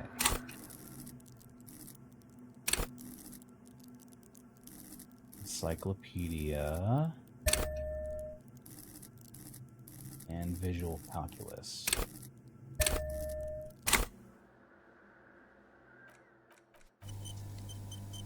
The mother of humanism stands above you, a precious and complex wax painting. Alright, I'm gonna on try a not to single say pane it's of gone. glass. Despite the damage you've done to yourself, the title appears lodged in your hippocampus. This is Her Innocence Dolores Day, the innocence of humanism, internationalism, and the welfare state. Perhaps the most famous human being ever to have lived. Alright, so this is Jesus. No amount of Commodore Red can wipe her sad smile from your brain thing. It has survived the deluge and haunts you still, and will haunt you forever, as it haunts all men. Exactly, isn't it? The highest category of historic individual, an embodiment of the world spirit. More, an innocence is elected to office by the founding party, a precedent that has taken place a mere 6 times in the entirety of history. The legal system of the Real Belt is built to accommodate inauthentic rule should it coincide with our time. An innocence is infallible. The decisions made by one are not decisions. They are inevitabilities. What would have happened anyway? Only accelerated, packed into decades instead of centuries. An innocence is a continuous, compressed event, a sacred human being. It is an honor and a glory to live when one is in office. Is one in office No, now? we are alone. When did she 300 years ago, in the wake of the discovery of this Isola, the Insulindian, by explorers from the continent of Muindi, she is, among other things, the innocence of inter-isolary travel and the connected world. What else do I know about Many her? things. You know she was a woman of the court, the wife of an influential Marchese, and eventually the principal advisor, draped in ancient sadness. Are you sure you want to remember this bit of historic trivia? Standing under a long, slender form like this, dwarfed? Where's this The coming past. It's a silo of sadness, fermenting. You should keep away. No, you must know. from? What else? Was she Terribly, smart? women of the court were expected to play both contract bridge and chess sufficiently well to prove an interesting challenge to a man. A simple grasp in matters of philosophy, theology, and science was encouraged. She was, by all means, a kept woman. She made the most of her position in the antediluvian court, a court visited by the most prominent thinkers and artists of the day. In secret, she was becoming the era's preeminent philosopher of the state, a scalpel, a piercing gaze. She was an almost preternaturally magnetic and intelligent individual. To her contemporaries, she appeared out of time, a messenger from the future of the species. We all fell in love with her, head over heels. Even before she was declared an innocence, her influence was tremendous. How come? It was on her advice that Irene La Navigateur sponsored a number of voyages into the Pale. A costly, often tragic endeavor, ultimately vindicated by the discovery of the new world, the piece of reality you're standing on. She was crowned 2 years after the first expedition returned, setting in motion what is widely considered the greatest era in history. The DeLorean era. I don't care. Okay. When her innocence was declared, and the queen she had advised for years fell on her knees before her, She was so overcome with emotion that her lungs started glowing in her chest. Bystanders reported golden filaments lighting the already sunlit chamber around her, clearly visible beneath her dress. I repeat, her lungs started glowing. Do you care now? That is why the lungs are the symbol of love for the cultures of the Real Belt. I want more. As did we all. The lands of the Mes and the Occident, and even far away Supra-Mwindi. Altogether, 21 of the 40 Mundial nations of the time immediately accepted Innocentic rule, even before her crowning. In a city called Advesperaskit in Vespa Messina, her homeland, the name of the city means evening comes, but it happened on a winter's morning, with the canals frozen and slush falling out of the sky. She was dressed in a white and pearl dress on an emptied-out plaza with the crowd far away. Already, her Theriers, the secret servicemen of the Innocents, were worried about an assassination attempt. She must have been beautiful. Oh yes, she looked like humanity's young mother, a perfect mother, insultingly beautiful. It was as if her face and shoulders and hands were covered in a soft down of underfeathers. You know this well, very well. Midwinter snow was beating the cobblestones around her. A small attache of officials stood by as her Theriers placed a white gold wreath on her head. The crowning was mostly witnessed by secret servicemen. One of the men in this secret service killed her 22 years later. A young man who had come to suspect that Dolores Day was not entirely human, but something else. What? Something that had walked in our midst, watching us stumble for hundreds, if not thousands of years, until it decided to interfere in the course of our history. We were supposed to come up with this ourselves. The man was reported to have screamed at the Innocents. Dolores Day was shot in the chest with a fowling piece 8 times. The man, thought to be insane, said he once touched her and her body had been unnaturally warm, like a furnace, and that sometimes, while on duty, he observed her forgetting to breathe for over 10 minutes.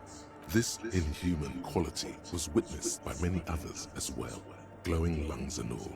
It is commonly attributed to mass hysteria and religious psychology.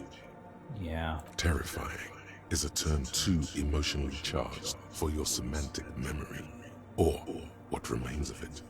But terrifying, it's a simple word. She was bad for humanity, and you shouldn't have started thinking about her. Oh, there's something bad about her I You want to know. already do. Although she is often considered to be the greatest human being to ever live, there was something ominous about Dolores Day. Constantly surrounded by her Theriers, she was the most socially secluded and least self-aware of all the Innocences. Some modern thinkers would consider her a war criminal for the campaigns she waged against the Mesk state. And then there were the resettlement programs. What happened? The Mesk state tried to detach itself from Innocentic rule. Parts of the world were experiencing whiplash from accelerated into secularism. Her mandatory education programs and mass resettlement of upstream Marguerite were problematic as well. Dissenters were suppressed by a military force she called the Army of Humanity, suggesting those who fight against it are not part of humanity. She adored chess, yes, but also military war games. Dolores Day often holds a tiny tin soldier between her index finger and thumb in icons such as this. She was also blonde, the blondest woman you have ever seen, with green eyes the color of the Percentage, mare interregnum. Little is known of her Marchese husband. It's as if he vanished from history after completing his role, which was to introduce Dolores Day to court. In conclusion, yes, there is something lonely, paranoid, and even terrifying that people seldom mention, but feel when they think of her. This subtle terror is part of her iconography, Lieutenant Yefreitor, you've stood there for over 5 minutes. What are you thinking of, if I may ask?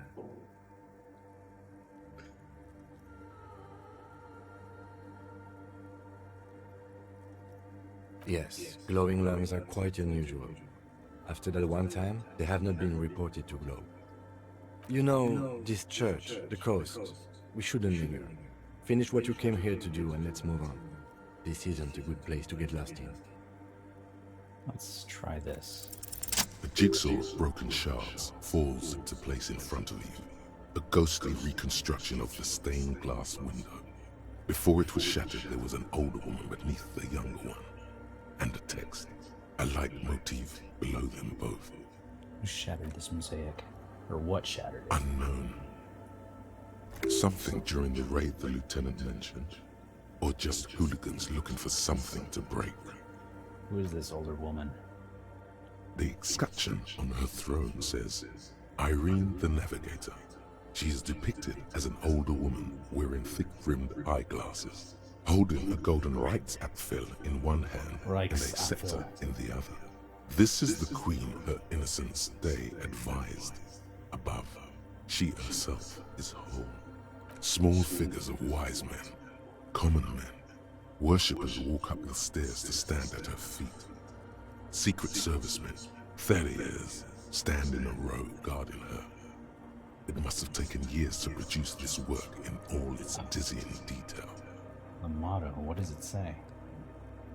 Below both women, in luminous black letters, Après la vie, mort. Après la mort, la vie de nouveau. And then, along the left side, Après le monde, la gré. Après le gré, le monde de nouveau. After life, death. After death, life again.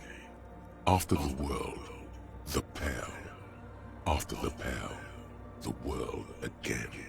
This is the great leitmotif of humanism, a summary of the effect of the discovery of this Isola, the Insulindian, on human thinking.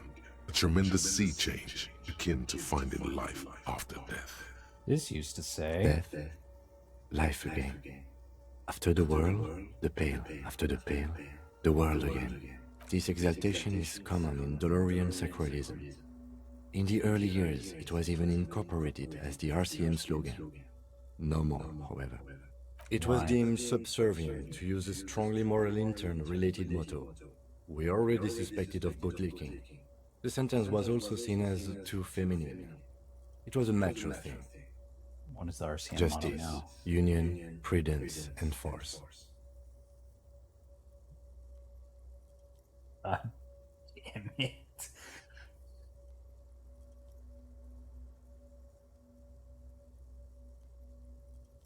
So do I. Better.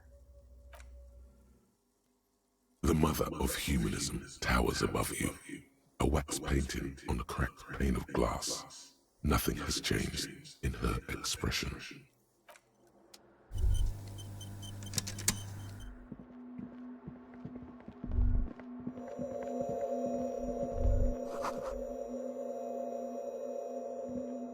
Oh, hey, wait. There's coffee in the back. Oh, wait. I meant the mother's love. You by any chance heard the viejita say the password to a radio? Too many times, Ese. You need it for something. Surveys are a good way to fish for personal information, especially in the name of public safety.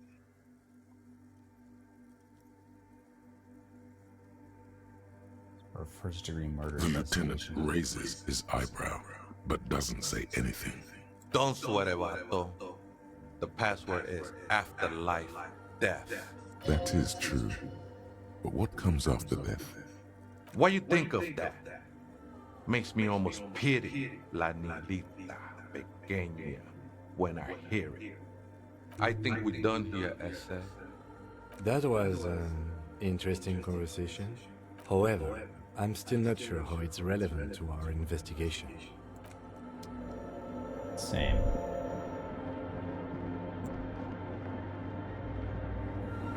The machine's keyboard, the speaker. Good afternoon, but good.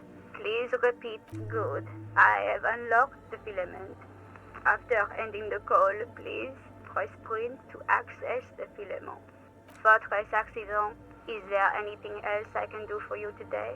Like the one in the doomed commercial. I have 2 machines registered to this company name in Martinez. One on Saint-Brune, the other on Rue de Saint-Ghislaine. Saint-Brune, that's the church. And Rue de Saint-Ghislaine, that's the doomed commercial area. Anything else I can help you with? Thanks. Goodbye, Fortress Accident. The machine's keyboard is still illuminated. The printer prints out a long text document with dated paragraphs. It looks a bit like someone's journal. The first entry, made on the 4th of February, 51, by an unknown author, is short and concise. Arrived at the church. The door was boarded up, so I used the crowbar to get inside. Looks like the place has been deserted. Nothing out of the ordinary, but I'll ask around. Need to figure out how to get the electricity in. The lieutenant leans closer, scouring the printout over your shoulder. Just as you finish reading, he looks up, muttering under his breath. 4th of February. That's over a month ago. Whoever set up those machines has been here for quite a while. 6th of February, 51. Had a little chat with the local fishermen. Said I shouldn't go near that place, that the church was spooky and ridden with narcotics. It's a little spooky, all right. Still haven't figured out the electricity. See? Even one of the spookers themselves says it's unnerving. 7th of February, 51. Finally got the electricity in. Next on the agenda, a new antenna. I'm thinking ESCA series, something advanced. Why would anyone need any of this equipment here? 8th of February, 51. Bought the antenna, had some problems setting it up. Called Simon for help. Heard the others are back to making art. Drinking somewhere out of town. Sulislav started a rock band again. Lexi has been seen asking money from strangers. But at least the artists have their act together. They're qualified labor. They can get work anywhere. Graphic design, ads. The programmers are doing fine too. I mean, they're programmers. The writers, though, they're fucked. I just have to find out what caused that data loss and be done with it. Still don't understand how it managed to wipe out the backup, when the backup wasn't even connected to the front. I know. Everyone thinks it's impossible. They say I must be lying. I'm here to set it right. Seems like something to do with radio computers. Unfortunately, I don't know enough about them to understand what the author is saying. Something about the backup data getting destroyed, and how everyone thought it was the author's fault. Let's just keep reading. Artists, programmers, Lexi, who are all I these think these people worked in the radio computer games business. The one we saw in the Doom commercial area. They must be our former co-workers. 12th of February, 51. Brought some food from the grocery store. Apparently, there's a strike going on in the harbor. Definitely not happy to see the Martinez people again. Everything's now set up in the church. Going to start working tomorrow, 8 a.m. The strike. We are nearing the date of the murder. Keep reading. I'm interested now. I want to know what's that radio anomaly that sent this person here in the first place.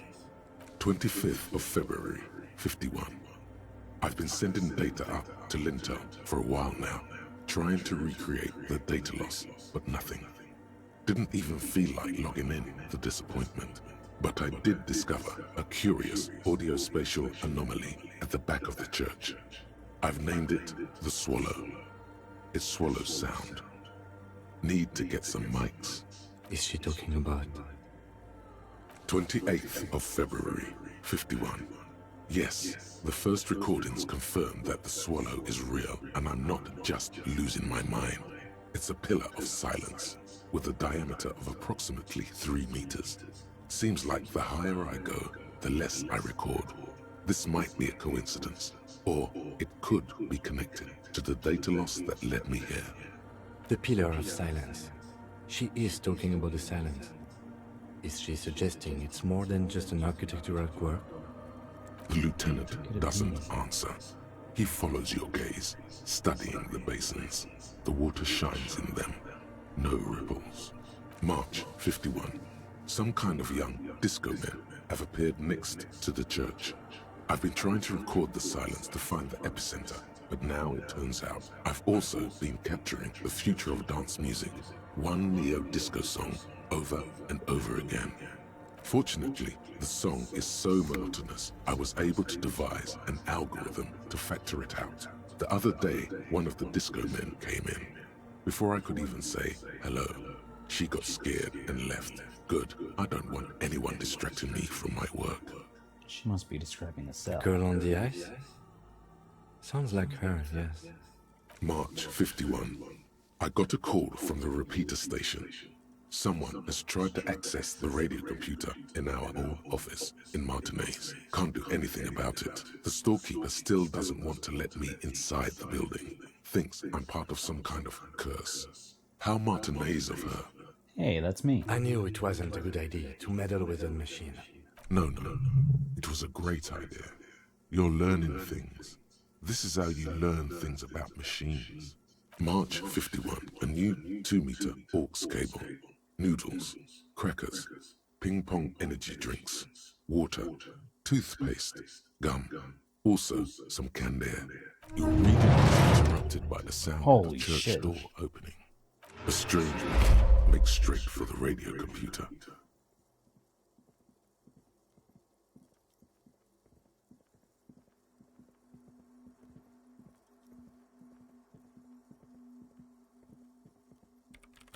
Breaking into my radio computer, I see. Yes, you are breaking in, but not into her radio computer. You're a master circuit bender. I do apologize for the intrusion, madame.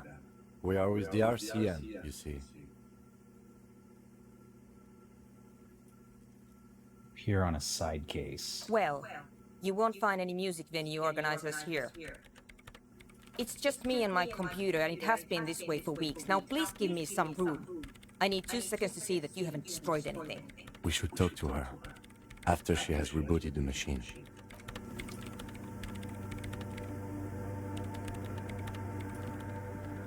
What is it? Are you the lead programmer of Overall Untethered? Yes. Or no. Not anymore. That project is dead. She doesn't seem surprised to be recognized. Rather sad. Something passes over her face before she straightens her back. Didn't break anything, No, did I? you just printed out my personal log and wasted some paper. I am Soona Luukkonen-Kilde, the former lead programmer of Fortress Accident and RSA radios.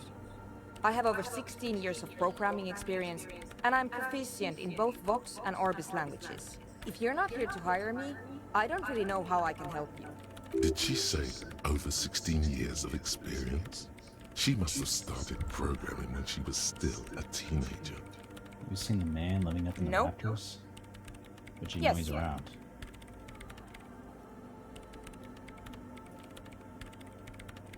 And? Okay. No, you're right. I'm not. Why are there so many machines in this place? I brought them here. These are my machines. Please don't touch anything. What are you doing with your radio computer? They are connected to my RAIN prefect. Whatever you do, just please don't move them, okay? Thanks. Short and terse. There you have it. Whatever she's using them for, they're hers. And what are you doing with your radio computer? I'm working. The machine seems almost alien with its pulsing core. The light casts in her face in a strange shadow. Working on what? Could you just shh for a moment? Or get to the point. I really need to focus on something. Alright, I'll try not to touch anything. What are you doing in an abandoned church? You really like those questions, don't you? It's my job. I'm conducting scientific research here. You can't throw me out. What research? I'm looking for the location of a 2mm hole in the world. Wait, what? She's looking for a disruption in the radio waves. That's what her personal log said. Yeah. The lieutenant raises his brows, but doesn't say anything. Is the hole connected to the data loss in your journal? Or a hole in the world? Yes, that's what led me here. But I suspect it might be something a bit more complicated than that. A hole in the world. Exactly. What does it mean? Up to now, it has been impossible to say what it is because it's impossible to measure nothing. What do you think it is? What qualities does nothing have? How do you measure something that does not exist? That's a little above your pay grade at the moment.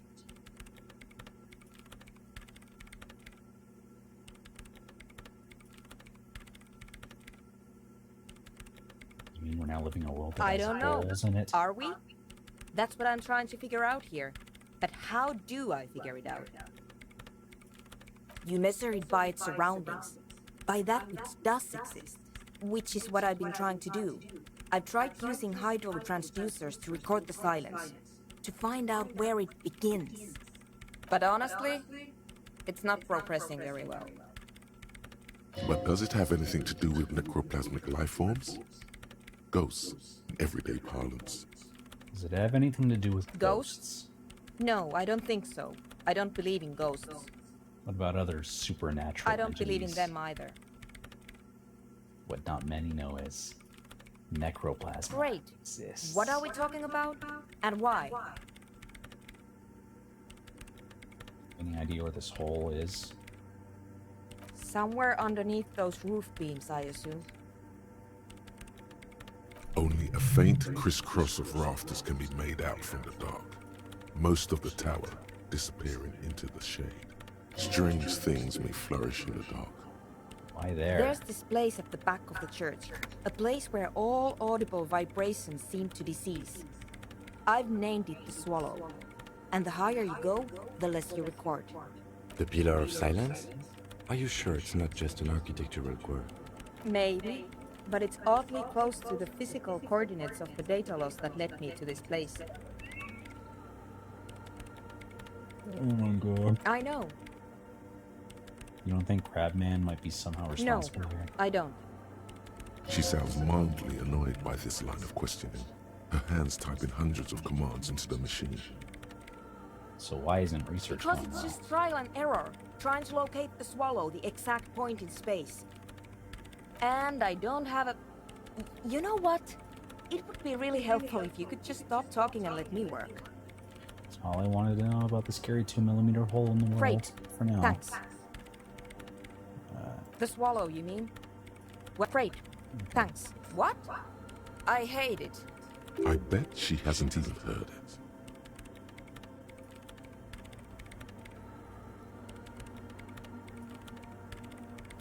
You even listened to Yeah. it? Like all the time. My tent neighbors don't really ease up with their party, do they? Maybe I'd have to be on drugs to get it, but to a sober mind it just sounds like uninspired rug whipping. No idea what it has to do with either dancing or music. Right. How do you feel about a club for anotic dancing? This is about those speed freaks in the tent, isn't it? I've got some news for you. It's not a nightclub they want to build here.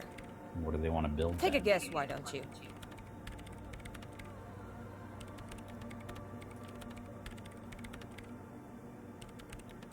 A youth center. I can't believe they got you so easily. Go have another talk with those up-and-coming entrepreneurs, will you? Thanks. Good luck. I'm not coming in there. Right. I'll let you work. Why does art inspire you so much? It does, yes, but what? Excellent question. Art is a diverse range of visual, literary, auditory, and performative creativity. It's an expression of imagination and technical skill. Additionally, it's history, criticism, and pure enjoyment. In short, art is the highest form of human communication, representation, narrative, emotion, and agency intertwined. Would I fit into the art world? Have you looked in the mirror lately? You have the exact features of a savage art critic, with that beard and those clothes. Disheveled and prophetic. Perhaps you should try to critique architecture too. Is architecture also art? Of course not. It's autism, box drawing, masturbation with a ruler and a sextant or whatever they use. You should demean and criticize the genteel institution of architecture while extolling the virtues of the pure arts. Wait, what about music? Is it art? Only the most experimental kind. I guess I have been feeling critical lately. Yes, you seek substance. No vapid representations and reproductions of social mores as made manifest in stuffy biennials. We're talking real living art here. Become the art cop. Half art critic, half cop. Wait, but I don't have to be 100% cop to get Quit the case being finished? so indecisive. What are you going for here? Some kind of indecisive and camp aesthetic now?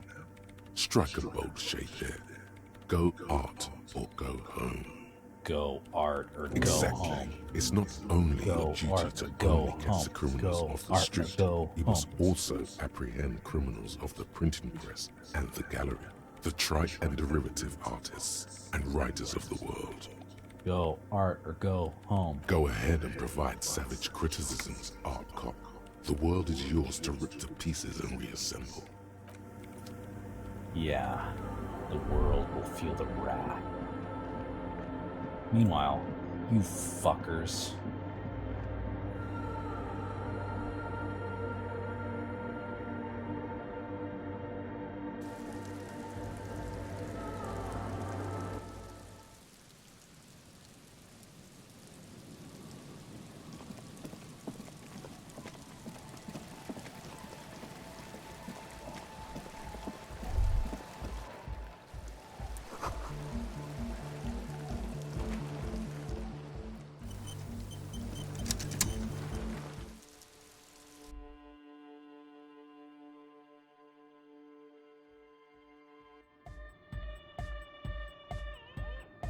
You lied to me. Hi again. So, how are things going? Out the church. Checked it out. And? What happened? I talked to the shadow-clad being climbing the beams. Oh man, the crab man you mean? Who is he? What did you think?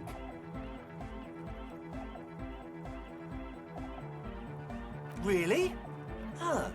Interesting. What's he doing in the church? I can't unhear the echo from the recording booth.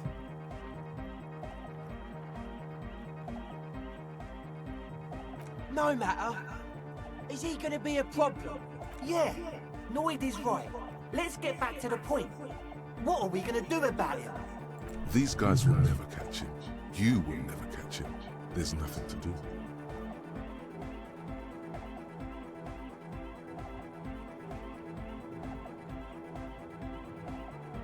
I don't know, man. Doesn't it feel like a major hindrance to you? A spooky guy climbing around when all the guests are trying to have nice, friendly hyper time? I don't really think he cares about you or anyone I guess else. it's not a massive problem, now that I think of it. Everyone is welcome to dance till the morning light. Yeah! Maybe. I guess we'll figure something out. Okay, but what about the other spooker? The one in Grandma's clothes? Did you see her? In the mainframe this programmer A appeared. programmer? That's odd. What was she like? Did you ask her about the nightclub? She said you haven't been completely honest with me about your Come on, plans. man. Who will you trust? The spooky programmer or us? We just want to make the world a better place. Feel the love! Get down and feel it! A half-hearted sell of something which does not seem worth buying. No. You'll get there, believe me. When we've got our gear set up, things will be flowing and pumping. Anyway, now that it's settled, how did she seem? I mean, disposition-wise, about the dance club idea. Ja oder nein? Rocking it or dropping it? She didn't like it. What a pity! That's my favourite thing in the world! And she doesn't like it at all! A shame. What can we do now? Do you see a way out of this jam and into a laser-lit future of dance and unity? Unity! Dance!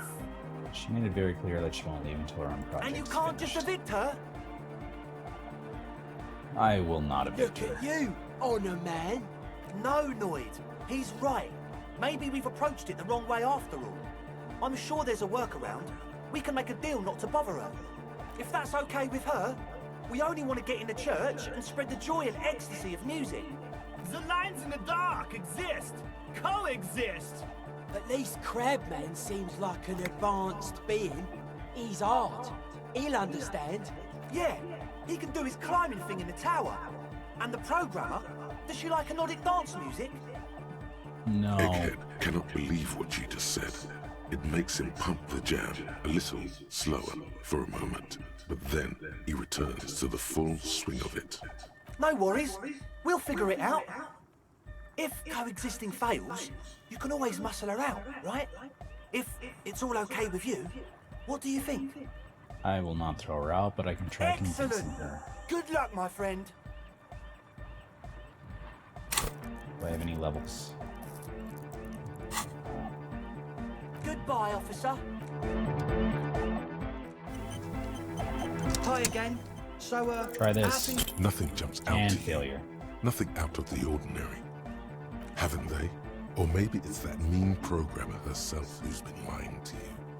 How about you get out and breathe? The air in the tent is too thick for you to think clearly. Goodbye, officer. Goodbye.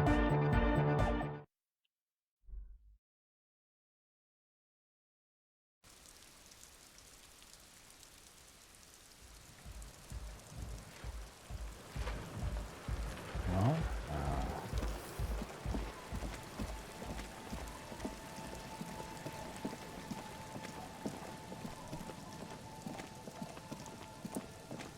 I'm going to enter the church.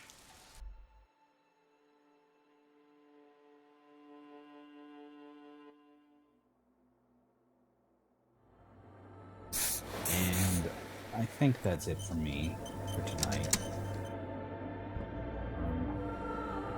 Thank you for stopping by if you did. Thank you for checking out the recording of the VOD of this, if you did. Other than that, have a good night, day, afternoon, evening, whenever you view this. Adios.